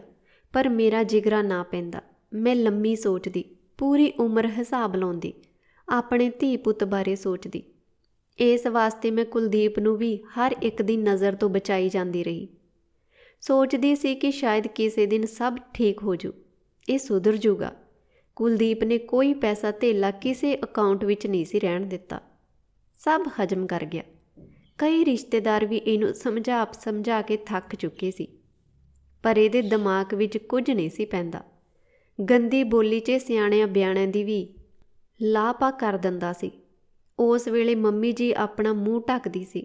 ਜਿਸ ਦਿਨ ਜੇਸਨ ਨੇ ਇਹਨੂੰ ਦੇਖਿਆ ਸੀ ਤਾਂ ਜੇਸਨ ਨੇ ਜਿਹੜਾ ਅਸਰ ਹੋਇਆ ਉਹ ਸੋਚਣ ਤੋਂ ਬਾਹਰ ਆ। ਕਈ ਮਹੀਨੇ ਜੇਸਨ ਚੁੱਪ ਗੜੁੱਪ ਰਿਹਾ। ਡਾਕਟਰ ਕਹਿੰਦਾ ਸੀ ਕਿ ਮਾਨਸਿਕ ਤੌਰ 'ਤੇ ਝੰਜੋੜਿਆ ਗਿਆ। ਬੱਚਾ ਸੋਚਣ ਲੱਗ ਪਿਆ ਕਿ ਇਹਦੇ ਬਾਪ ਨੂੰ ਸ਼ਾਇਦ ਕੋਈ ਸੱਚ ਹੀ ਮਾਰ ਰਿਹਾ ਸੀ। ਭਾਰਤੀ ਮਾਪੇ ਵੀ ਬੱਚਿਆਂ ਨਾਲ ਜਾਤੀ ਗੱਲਬਾਤ ਨਹੀਂ ਕਰਦੇ। ਉਮਰ ਪੱਖੋਂ ਇਹ ਇੰਨਾ ਛੋਟਾ ਹੈ ਕਿ ਸਕੂਲ ਵਾਲੇ ਵੀ ਕੁਝ ਨਹੀਂ ਸਮਝਾ ਸਕਦੇ। ਫਿਰ ਬਾਪ ਦਾ ਘਰ ਛੱਡ ਕੇ ਚਲੇ ਜਾਣਾ ਵੀ ਬੱਚੇ ਦੇ ਦਿਮਾਗ 'ਤੇ ਅਸਰ ਕਰ ਰਿਹਾ। ਜੇਸਨ ਸੋਚ ਰਿਹਾ ਹੈ ਕਿ ਜੋ ਲੜਾਈ ਝਗੜਾ ਹੋਇਆ ਇਹ ਸਭ ਇਹਦਾ ਹੀ ਕਸੂਰ ਆ। ਇਸੇ ਦੇ ਕਾਰਨ ਉਹਦੇ ਬਾਪ ਨੂੰ ਘਰ ਵੀ ਛੱਡਣਾ ਪੈ ਗਿਆ। ਡਾਕਟਰ ਨੇ ਮੈਨੂੰ ਤੇ ਮੰਮੀ ਜੀ ਨੂੰ ਬਿਠਾਲ ਕੇ ਇਹ ਵੀ ਆਖਿਆ ਕਿ ਤੁਹਾਡੇ ਦੋਵਾਂ ਦੀ ਜ਼ਿੰਮੇਵਾਰੀ ਬਣਦੀ ਆ। ਤੁਸੀਂ ਦੋਵੇਂ ਇਹਦੇ ਮਨ ਦੀ ਸ਼ੰਕਾ ਨੂੰ ਦੂਰ ਕਰੋ। ਇਹਨੂੰ ਸਮਝਾਵੋ ਕਿ ਇਹਦਾ ਕੋਈ ਦੋਸ਼ ਨਹੀਂ। ਚੰਗਾ ਹੁੰਦਾ ਜੇਕਰ ਇਹਦਾ ਬਾਪ ਸਮਝਾਉਣ ਵਿੱਚ ਮਦਦ ਕਰ ਸਕਦਾ। ਖੈਰ, ਉਸ ਨੇ ਗੱਲ ਵਿਚਾਲੇ ਛੱਡ ਦਿੱਤੀ। ਮੈਂ ਰੱਬ ਦਾ ਸ਼ੁਕਰ ਮਨਾਉਣ ਲੱਗੀ ਕਿ ਜੇਸਨ ਨੂੰ ਵਿਚਲੀ ਕਹਾਣੀ ਦਾ ਤਾਂ ਪਤਾ ਹੀ ਨਹੀਂ ਲੱਗਿਆ। ਮੈਂ ਤੇ ਮੰਮੀ ਜੀ ਨੇ ਵੀ ਕੋਈ ਐਸੀ ਵੈਸੀ ਗੱਲ ਨਾ ਘਰ ਵਿੱਚ ਛੇੜੀ ਤੇ ਨਾ ਹੀ ਜੇਸਨ ਦੇ ਸਾਹਮਣੇ ਅਸੀਂ ਕੋਈ ਐਸੀ ਗੁਪਤ ਢੰਗ ਨਾਲ ਗੱਲ ਕੀਤੀ ਜੇ ਤੋਂ ਜੇਸ਼ਨ ਨੂੰ ਕੋਈ ਸ਼ੰਕਾ ਪੈਦਾ ਹੋਵੇ। ਵਕਤ ਦੇ ਨਾਲ ਜੇਸ਼ਨ ਹੱਸਣ ਖੇਡਣ ਲੱਗ ਪਿਆ। ਪਿਛਲਾ ਉਹਨੂੰ ਚੇਤਾ ਭੁੱਲਣ ਲੱਗ ਪਿਆ। ਵੱਡਾ ਹੋ ਕੇ ਜੇਸਨ ਹੌਲੀ-ਹੌਲੀ ਕਹਾਣੀ ਵੀ ਸਮਝ ਗਿਆ। ਉਹਦੇ ਅੰਦਰ ਸਵਾਲ ਜ਼ਰੂਰ ਉੱਠਣ ਲੱਗ ਪਏ। ਆਪਣੇ ਬਾਪ ਵਾਸਤੇ ਨਫ਼ਰਤ ਵੀ ਪਨਪਣ ਲੱਗ ਪਈ ਸੀ। ਸਮੀਨਾ ਭਾਵੇਂ ਛੋਟੀ ਸੀ, ਉਹਨੂੰ ਪੂਰੀ ਕਹਾਣੀ ਵੀ ਨਹੀਂ ਪਤਾ, ਪਰ ਪਿਓ ਦੇ ਡਰੱਗੀ ਹੋਣ ਬਾਰੇ ਉਹਨੂੰ ਵੀ ਪਤਾ ਸੀ। ਸ਼ਰਾਬੀ ਹੋਏ ਤੇ ਥੋੜ੍ਹੀ ਜਿਹੀ ਕੁੱਟਮਾਰ ਵੀ ਚੇਤੇ ਆ। ਮੈਂ ਸੋਚਦੀ ਹਾਂ ਕਿ ਦੋਨੋਂ ਬੱਚੇ ਆਪਣੇ ਥਾਂ ਸੱਚੇ ਨੇ। ਕੀ ਦੇਖਿਆ ਉਹਨਾਂ ਨੇ ਆਪਣੇ ਬਾਪ ਦੇ ਪਿਆਰ ਦਾ? ਕੀ ਮਿਲਿਆ ਉਹਨਾਂ ਨੂੰ ਇਸ ਰਿਸ਼ਤੇ ਤੋਂ? ਜਿਸ ਇਨਸਾਨ 'ਤੇ ਬੱਚੇ ਰੱਬ ਤੋਂ ਵੱਧ ਭਰੋਸਾ ਕਰਦੇ ਹੁੰਦੇ ਸਨ, ਉਸੇ ਰਿਸ਼ਤੇ ਨੇ ਉਹਨਾਂ ਦੇ ਭਰੋਸੇ ਨੂੰ ਲੀਰਾਂ-ਲੀਰਾਂ ਕੀਤਾ। ਪਰ ਮੈਂ ਆਪਣੀ ਥਾਂ ਸੱਚੀ ਹਾਂ। ਮੈਂ ਸੋਚਦੀ ਹਾਂ ਕੁਲਦੀਪ ਨੇ ਬਹੁਤ ਗਲਤੀਆਂ ਕਰ ਕਰਕੇ ਆਪਣਾ ਆਪ ਸਵਾਰਿਆ। ਕੁਲਦੀਪ ਖੁਦ ਮਾਂ-ਬਾਪ ਦੀ ਲੜਾਈ ਵਿੱਚ ਭਟਕਿਆ ਹੋਇਆ ਬੰਦਾ ਸੀ। ਇਸ ਨੇ ਵੀ ਜ਼ਿੰਦਗੀ 'ਚੋਂ ਕੀ ਖੱਟਿਆ? ਇਹ ਤਾਂ ਆਪ ਟੁੱਟਿਆ ਰਿਹਾ, ਆਪਣੇ ਆਪ ਨਾਲੇ ਤੇ ਆਪਣੇ ਹਰ ਰਿਸ਼ਤੇ ਨਾਲੋਂ। ਇਹਦੇ ਆਪਣੇ ਪੱਲੇ ਵਿੱਚ ਕੁਝ ਨਹੀਂ, ਕਿਸੇ ਹੋਰ ਨੂੰ ਕੀ ਦਿੰਦਾ। ਜਿਸ ਦਿਨ ਮੈਂ ਕੁਲਦੀਪ ਨੂੰ ਦਰੋਂ ਬਾਹਰ ਕੱਢਿਆ ਸੀ, ਉਹ ਤੋਂ ਬਾਅਦ ਤਾਂ ਇਹਦੀ ਹਾਲਤ ਤਰਸਯੋਗ ਹੋ ਗਈ ਸੀ। ਦੂਰੋਂ ਨੇੜਿਓਂ ਖਬਰ ਮਿਲਦੀ ਰਹਿੰਦੀ, ਫਿਰ ਵੀ ਇਹਦੇ ਅੰਦਰ ਕੋਈ ਕਣ ਚੰਗਾ ਜ਼ਰੂਰ ਸੁਲਗਦਾ ਹੋਵੇਗਾ, ਜਿਹਦੇ ਆਸਰੇ ਇਹਨੇ ਆਪਣੇ ਆਪ ਨੂੰ ਮੋੜ ਲਿਆਂਦਾ। ਮੈਂ ਕੋਈ ਮਦਦ ਨਹੀਂ ਕੀਤੀ, ਨਾ ਹੀ ਇਹਦੀ ਮਾਂ ਨੇ। ਇਸ ਨੂੰ ਜਾ ਕੇ ਭਾਲਿਆ ਸੀ। ਮੰਮੀ ਜੀ ਦੇ ਅੰਦਰ ਤਾਂ ਪਛਤਾਵੇ ਤੋਂ ਬਿਨਾਂ ਹੋਰ ਕੁਝ ਵੀ ਨਹੀਂ ਸੀ। ਉਹ ਇਕੱਲੀ ਬੈਠੀ ਆਪਣੇ ਆਪ ਨਾਲ ਗੱਲਾਂ ਕਰਦੀ ਰਹਿੰਦੀ ਸੀ। ਜੋ ਕੁਲਦੀਪ ਨੇ ਝੱਲਿਆ, ਮੈਂ ਸੋਚਦੀ ਹਾਂ ਕਿ ਟੁੱਟੇ ਘਰਾਂ ਦੇ ਬੱਚੇ ਇਹੋ ਕੁਝ ਤਾਂ ਸਹਿਣ ਕਰਦੇ ਹੁੰਦੇ ਨੇ। ਇਸੇ ਲਈ ਮੈਂ ਆਪਣੇ ਬੱਚੇ ਸਾਂਭਣ 'ਚ ਕੋਈ ਕਸਰ ਨਾ ਛੱਡੀ। ਦਿਨ ਰਾਤ ਇੱਕ ਕਰਕੇ ਉਹਨਾਂ ਨੂੰ ਅਹਿਸਾਸ ਦਿਵਾਉਂਦੀ ਰਹੀ ਕਿ ਉਹ ਬੇਲੋੜੇ ਨਹੀਂ ਨੇ, ਮੇਰੀ ਜ਼ਿੰਦਗੀ ਦਾ ਅਨਖਿੜਵਾਂ ਅੰਗ ਨੇ। ਪਲ ਪਲ ਉਹਨਾਂ ਦੇ ਅਹਿਸਾਸ ਨੂੰ ਮੈਂ ਊਣਾ ਨਹੀਂ ਹੋਣ ਦਿੱਤਾ। ਸਮੀਨਾ ਅੰਦਰ ਬਹੁਤ ਗੁੱਸਾ ਸੀ, ਪਰ ਉਹ ਭੜਕ ਕੇ ਕੱਢ ਦਿੰਦੀ। ਕਦੀ ਉਹ ਮੇਰੇ 'ਤੇ ਝਪਟ ਪੈਂਦੀ, ਕਦੇ ਆਪਣੀ ਦਾਦੀ 'ਤੇ। ਪਰ ਜੇਸ਼ਨ ਵੱਖਰਾ ਸੀ। ਇਹ ਸਭ ਕੁਝ ਅੰਦਰ ਦੱਬ ਲੈਂਦਾ ਸੀ, ਅੰਦਰ ਸੁਲਗਦਾ ਰਹਿੰਦਾ, ਜਿਹਦੀ ਮੈਨੂੰ ਚਿੰਤਾ ਲੱਗਦੀ ਰਹਿੰਦੀ। ਜਿਉਂ ਉਹ ਵੱਡਾ ਹੋ ਰਿਹਾ ਸੀ, ਮਿਲਟਰੀ 'ਚ ਭਰਤੀ ਹੋਣ ਬਾਰੇ ਸੋਚਦਾ। ਉਹਦੀ ਇਸ ਸੋਚ ਤੋਂ ਮੈਂ ਘਬਰਾ ਜਾਂਦੀ ਸੀ। ਕਦੇ ਸੋਚਦੀ ਕਿ ਇਹਦੇ ਬਾਪ ਦਾ ਬੀਜ ਇਹਦੇ ਅੰਦਰ ਨਾ ਪਨਪ ਰਿਹਾ ਹੋਵੇ। ਕਦੇ ਜੇਸ਼ਨ ਫੈਸ਼ਨ ਕਰਦਾ ਸ਼ੀਸ਼ੇ ਵਿੱਚ ਆਪਣੇ ਆਪ ਨੂੰ ਦੇਖੀ ਜਾਂਦਾ ਤਾਂ ਮੈਨੂੰ ਚਿੰਤਾ ਹੋਣ ਲੱਗਦੀ। ਮੈਂ ਇਹਦੇ ਜਿਸਮ ਦੀਆਂ ਹਰਕਤਾਂ ਨੂੰ ਨਾਪਦੀ ਤੋਲਦੀ ਹੀ ਰਹਿੰਦੀ ਸੀ। ਮੈਨੂੰ ਚੇਤਾ ਹੈ ਕਿ ਜਦੋਂ ਜੇਸਨ ਮਸਾਂ 17 ਵਰ੍ਹਿਆਂ ਦਾ ਹੋਇਆ ਸੀ, ਮੈਂ ਇਹਨੂੰ ਗੁਆਂਢੀਆਂ ਦੀ ਕੁੜੀ ਨਾਲ ਗੱਲਾਂ ਕਰਦਿਆਂ ਦੇਖਿਆ ਸੀ। ਤਾਂ ਐਵੇਂ ਹੀ ਪੁੱਛ ਲਿਆ, ਕ੍ਰਿਸਟੀਨਾ ਤੇਰੀ ਗਰਲਫ੍ਰੈਂਡ ਆ? ਵਿੱਚੋਂ ਮੈਂ ਕੀ ਜਾਣਨਾ ਚਾਹਿਆ ਸੀ, ਇਹ ਮੈਂ ਬਾਅਦ ਵਿੱਚ ਸੋਚਿਆ। ਮੇਰੇ ਧੁਰ ਅੰਦਰ ਕਿਧਰੇ ਚਿੰਤਾ ਦੀ ਟੱਲੀ ਖੜਕਦੀ ਸੀ ਕਿ ਕਿਧਰੇ ਇਹ ਵੀ ਆਪਣੇ ਬਾਪ ਵਾਂਗ। ਮੈਂ ਇਹ ਸੋਚ ਰਹੀ ਸੀ ਕਿ ਜਦੋਂ ਚਾਹ ਦੀ ਉਬਾਲੀ ਸਾਂ-ਸਾਂ ਕਰਦੀ ਸਟੋਵ 'ਚ ਉਬਲ ਗਈ, ਮੈਂ ਫਟਾਫਟ ਪਤੀਲਾ ਚੁੱਕਿਆ ਤੇ ਟੀ ਬੈਗ ਇੱਕ ਪਾਸੇ ਕੱਢ ਕੇ ਚਾਹ ਮੱਗਾਂ ਵਿੱਚ ਪਾ ਲਈ। ਛੋਟੀ ਤਸਤਰੀ ਵਿੱਚ ਦੋਨੇ ਮੱਗ ਰੱਖ ਕੇ ਮੈਂ ਆਪਣੀ ਫੈਮਿਲੀ ਰੂਮ ਵੱਲ ਨੂੰ ਤੁਰਨ ਲੱਗੀ ਹੀ ਸੀ, ਜਦੋਂ ਮੈਂ ਬਾਹਰ ਜੇਸ਼ਨ ਨੂੰ ਵਿੰਡੋ ਵਿੱਚ ਦੀ ਮੇਰੇ ਵੱਲ ਕੌੜੀ ਜਿਹੀ ਝਾਕਣੀ ਝਾਕਦਿਆਂ ਦੇਖਿਆ। ਮੈਂ ਉਸ ਨਾਲ ਨਜ਼ਰ ਨਾ ਮਿਲਾ ਸਕੀ। ਮੈਂ ਨੀਵੀਂ ਜਿਹੀ ਪਾ ਕੇ ਅੰਦਰ ਵੱਲ ਤੁਰ ਪਈ। ਮੈਂ ਹਲੀ ਤਸਤਰੀ ਟੇਬਲ 'ਤੇ ਰੱਖ ਕੇ ਕੋਸਟਰ ਰੱਖਣ ਹੀ ਲੱਗੀ ਕਿ ਜਦੋਂ ਨੂੰ ਜੇਸ਼ਨ ਦੇ ਪੈਰਾਂ ਨੇ ਖੜਾਕ ਮੇਰੀ ਬਿਰਤੀ ਖੁੱਲ੍ਹਦੇ ਦਰਵਾਜ਼ੇ 'ਤੇ ਕਰ ਦਿੱਤੀ। ਮੁੰਡੇ ਦੀ ਹੋਂਦ ਘਰ ਵਿੱਚ ਦਿਓ ਵਾਂਗ ਮਹਿਸੂਸ ਹੋ ਰਹੀ ਸੀ। ਮੈਂ ਜਿਵੇਂ ਨਿੱਘਰਦਾ ਜਾਂਦਾ ਕੋਈ ਜੀਵ ਜੰਤੂ ਹੋਵਾਂ। ਕੁਲਦੀਪ ਵੀ ਸੋਫੇ ਦੀ ਨੁੱਕਰ 'ਚ ਧੱਸਦਾ ਜਾ ਰਿਹਾ ਸੀ। ਜੇਸ਼ਨ ਹੱਥ ਧੋ ਕੇ ਫੈਮਿਲੀ ਰੂਮ 'ਚ ਵੜਦਾ ਹੋਇਆ ਸਾਹਮਣੇ ਪਏ ਸੋਫਾ ਕੁਰਸੀ 'ਤੇ ਧੜੰਮ ਕਰਕੇ ਬਹਿ ਗਿਆ। ਉਹਦੇ ਸਾਹਮਣੇ ਅਸੀਂ ਦੋਨੋਂ ਨਿੱਕੇ-ਨਿੱਕੇ ਜਾਪ ਰਹੇ ਸੀ। ਉਹ ਚਿਹਰੇ ਨੂੰ ਵਟਾ ਜਿਹਾ ਦਿੰਦਾ ਹੋਇਆ ਆਪਣੇ ਬਾਪ ਨੂੰ ਸੰਬੋਧਨ ਹੋਇਆ, so what you have to say for yourself father? ਇਹ ਆਖਦਿਆਂ ਉਹਨੇ ਚਿਹਰੇ ਨੂੰ ਮਰੋੜਿਆ, ਸ਼ਬਦਾਂ ਨੂੰ ਘਰੋੜ-ਘਰੋੜ ਕੇ ਕਿਹਾ। ਅਸੀਂ ਦੋਨੋਂ ਚੁੱਪ। ਕੁਲਦੀਪ ਨੇ ਨਜ਼ਰ ਜ਼ਮੀਨ 'ਚ ਗੜ ਦਿੱਤੀ।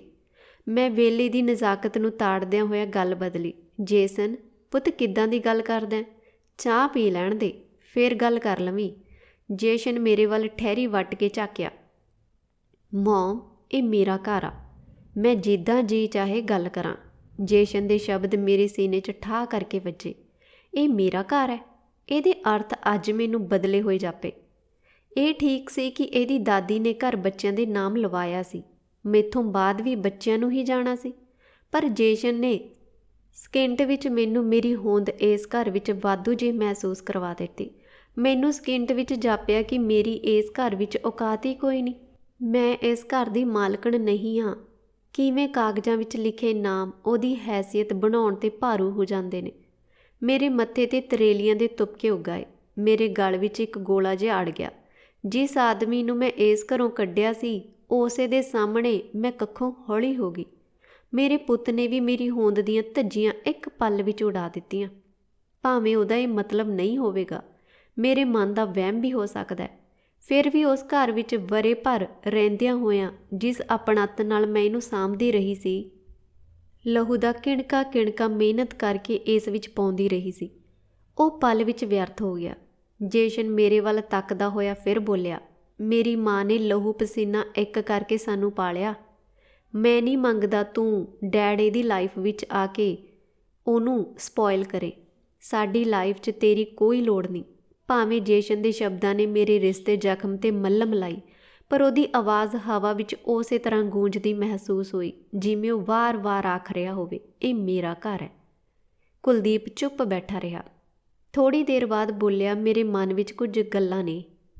ਮੈਂ ਤਾਂ ਸਿਰਫ ਉਹ ਸਾਂਝੀਆਂ ਕਰਨੀਆਂ ਚਾਹੁੰਦਾ ਹਾਂ ਕਿ ਜੋ ਮੈਂ ਸਜ਼ਾ ਤੁਹਾਡੀ ਮੌਮ ਨੂੰ ਦਿੱਤੀ ਹੈ ਤੇ ਤੁਹਾਨੂੰ ਭੈਣ ਭਰਾ ਨੂੰ ਦਿੱਤੀ ਹੈ, ਉਹਦੀ ਮਾफ़ੀ ਮੰਗ ਸਕਾਂ। ਜਿੰਨਾ ਚਿਰ ਮੈਂ ਇਹ ਨਹੀਂ ਕਰਦਾ, ਮੈਂ ਆਪਣੀ ਜ਼ਿੰਦਗੀ ਅੱਗੇ ਨਹੀਂ ਤੋਰ ਸਕਦਾ। ਇਹਦਾ ਫਾਇਦਾ? ਜੇਸ਼ਨ ਉਸੇ ਰੋਜ਼ ਬੋਲਿਆ, ਸ਼ਾਇਦ ਤੁਹਾਨੂੰ ਨਹੀਂ ਹੋਵੇਗਾ, ਪਰ ਮੇਰੇ ਲਈ ਬਹੁਤ ਜ਼ਰੂਰੀ ਆ। ਮੈਂ ਵਰੇ ਲਾ ਕੇ ਆਪਣੇ ਹਨੇਰਿਆਂ 'ਚੋਂ ਬਾਹਰ ਨਿਕਲਿਆ। ਰੌਸ਼ਨੀ ਵਿੱਚ ਤੁਰਨ ਲਈ ਮੈਨੂੰ ਆਪਣਾ ਪੱਖ ਇੱਕ ਵਾਰ ਜ਼ਰੂਰ ਰੱਖਣਾ ਚਾਹੀਦਾ। ਇਹ ਕੋਈ ਮੈਂ ਆਪਣੇ ਬਚਾਅ ਲਈ ਨਹੀਂ ਕਰ ਰਿਹਾ। ਹਾਂ, ਇੰਨਾ ਜ਼ਰੂਰ ਆ ਕਿ ਪ੍ਰਦੂਸ਼ਣ ਬਾਹਰ ਨਿਕਲਣ ਨਾਲ ਸ਼ਾਇਦ ਮੇਰੇ ਅੰਦਰ ਜੀਣ ਲਈ ਕੁਝ ਬਚ ਜਾਵੇ। ਜੇਸ਼ਨ ਮੈਂ ਰੌਕ ਬਾਟਮ ਭਾਵ ਨਿਗਾਰ ਤੱਕ ਜਾ ਕੇ ਦੇਖਿਆ। ਅੱਜ ਮੈਂ ਮੁੜ ਕੇ ਜੀਵਿਆ ਹਾਂ, ਜੀਣ ਦੀ ਲਾਲਸਾ ਜਾਗੀ ਆ। ਆਪਣੇ ਆਪ ਬਾਰੇ ਮੈਨੂੰ ਜ਼ਿੰਦਗੀ ਗੁਆ ਕੇ ਪਤਾ ਲੱਗਿਆ। ਮੈਂ ਤੁਹਾਤੋਂ ਕੁਝ ਲੈਣ ਨਹੀਂ ਆਇਆ, ਨਾ ਹੀ ਕਿਸੇ ਕਿਸਮ ਦੀ ਰਹਿਮ ਦੀ ਆਸ ਹੈ। ਮੈਂ ਤਾਂ ਸਿਰਫ ਇਹ ਦੱਸਣਾ ਕਿ ਮੈਂ ਵੀ ਇੱਕ ਗੁਆਚਿਆ ਹੋਇਆ ਇਨਸਾਨ ਸੀ। ਮੇਰੀ ਮਦਦ ਕੋਈ ਨਹੀਂ ਸੀ ਕਰ ਸਕਦਾ। ਜੇ ਮੈਂ ਆਪਣੇ ਆਪ ਨੂੰ ਪਾਇਆ ਤਾਂ ਮੈਂ ਇਹ ਵੀ ਸਮਝਦਾ ਕਿ ਮੇਰੀ ਜ਼ਿੰਮੇਵਾਰੀ ਬਣਦੀ ਹੈ ਕਿ ਜੋ ਗੁੱਸਾ ਮੈਂ ਚੁੱਕੀ ਫਿਰਦਾ ਉਹ ਤੁਸੀਂ ਅੰਦਰ ਨਾ ਵਧਾਈ ਫਿਰੋ। ਉਹ ਇਨਸਾਨ ਨੂੰ ਖਾ ਜਾਂਦਾ ਹੈ, ਨਿਕਲ ਜਾਂਦਾ ਹੈ। ਸਾਬਤ ਸਬੂਤਾ ਇਨਸਾਨ ਜਦੋਂ ਉਹਦੀ ਲਪੇਟ 'ਚ ਆਉਂਦਾ ਹੈ ਨਾ, ਤਾਂ ਉਹਦਾ ਕੋਈ ਵਸ ਨਹੀਂ ਚੱਲਦਾ। ਵਾਟ ਐਵਰ। ਜੈਸਨ ਫਿਰ ਭੜਕਿਆ। ਜੈਸਨ ਕਹਿ ਲੈਣ ਦੇ ਜੋ ਕਹਿਣਾ ਚਾਹੁੰਦਾ ਹੈ, 2 ਪਲ ਦੇ ਫਿਰ ਇਹ ਚਲਿਆ ਜਾਊ। ਮੈਂ ਜਿਵੇਂ ਤਰਲਾ ਜਿਹਾ ਕੀਤਾ। ਸਮੀਨਾ ਵੀ ਕਾਲਜ ਨਹੀਂ ਗਈ, ਉਹ ਅੱਧ ਵਿੱਚੋਂ ਹੀ ਪਰਤ ਆਈ ਸੀ। ਜੇਸ਼ਨ ਉਹਨੂੰ ਬੋਲਿਆ, ਕਮ ਬੇਬਸ, ਲਿਸਨ ਆਰ ਫਾਦਰ। ਬੜੀਆਂ ਫਿਲਾਸਫੀ ਦੀਆਂ ਗੱਲਾਂ ਕਰਦਾ।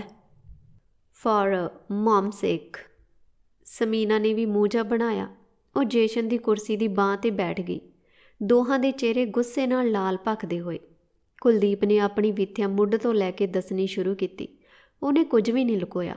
ਉਹਦੇ ਸੱਚ ਬੋਲਣ ਨੇ ਬੱਚਿਆਂ ਦੇ ਚਿਹਰੇ ਦਾ ਰੰਗ ਹੀ ਬਦਲ ਦਿੱਤਾ। ਦੋਹਾਂ 'ਚੋਂ ਅੱਧ ਵਿਚਾਲੇ ਵੀ ਕੋਈ ਨਹੀਂ ਬੋਲਿਆ। ਜਦੋਂ ਕੁਲਦੀਪ ਨੇ ਕਿਹਾ ਕਿ ਮੈਂ ਪੂਰੀ ਉਮਰ ਗੁਆਚਿਆ ਹੀ ਰਿਹਾ, ਅੱਜ ਆਪਣੇ ਆਪ ਨੂੰ ਪਾਉਣ ਗਵਾਉਣ ਦੇ ਵਿਚਾਲੇ ਖੜੋਤਾ ਹਾਂ। ਮੈਂ ਕਦੇ ਨਹੀਂ ਸੀ ਚਾਹਿਆ ਕਿ ਕਿਸੇ ਨੂੰ ਤਕਲੀਫ ਦੇਵਾਂ।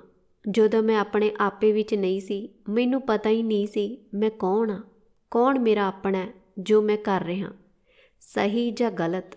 ਅਫਸੋਸ ਇਸ ਗੱਲ ਦਾ ਹੈ ਕਿ ਮੈਂ ਤੁਹਾਨੂੰ ਜਾਣ ਹੀ ਨਹੀਂ ਸਕਿਆ, ਪਰ ਹੁਣ ਮੈਨੂੰ ਲੱਗਦਾ ਆਖਰ ਮੈਂ ਜੰਗ ਜਿੱਤ ਗਿਆ ਹਾਂ। ਇਹ ਆਖਦਾ ਹੋਇਆ ਕੁਲਦੀਪ ਉੱਠਿਆ ਤੇ ਸੋਟੀ ਲੈ ਕੇ ਤੁਰ ਪਿਆ। ਜੇਸਨ ਤੇ ਸਮੀਨਾ ਚੁੱਪ ਗੁੜੁੱਪ ਹੋ ਗਏ। ਮੈਂ ਵੀ ਸੁਣ ਬੈਠੀ ਰਹੀ।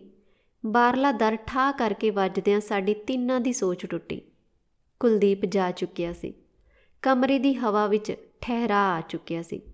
ਅਸੀਂ ਤਿੰਨੇ ਉਸ ਠਹਿਰਾਅ ਵਿੱਚ ਗੁਆਚ ਗਏ। ਦੋਸਤੋ, ਇਹ ਸੀ ਅੱਜ ਦੀ ਕਹਾਣੀ। ਤੁਹਾਨੂੰ ਕਿਵੇਂ ਦੀ ਲੱਗੀ ਕਮੈਂਟ ਸੈਕਸ਼ਨ ਵਿੱਚ ਜ਼ਰੂਰ ਲਿਖਿਓ ਜੀ। ਮਿਲਦੇ ਹਾਂ ਇੱਕ ਹੋਰ ਨਵੀਂ ਕਹਾਣੀ।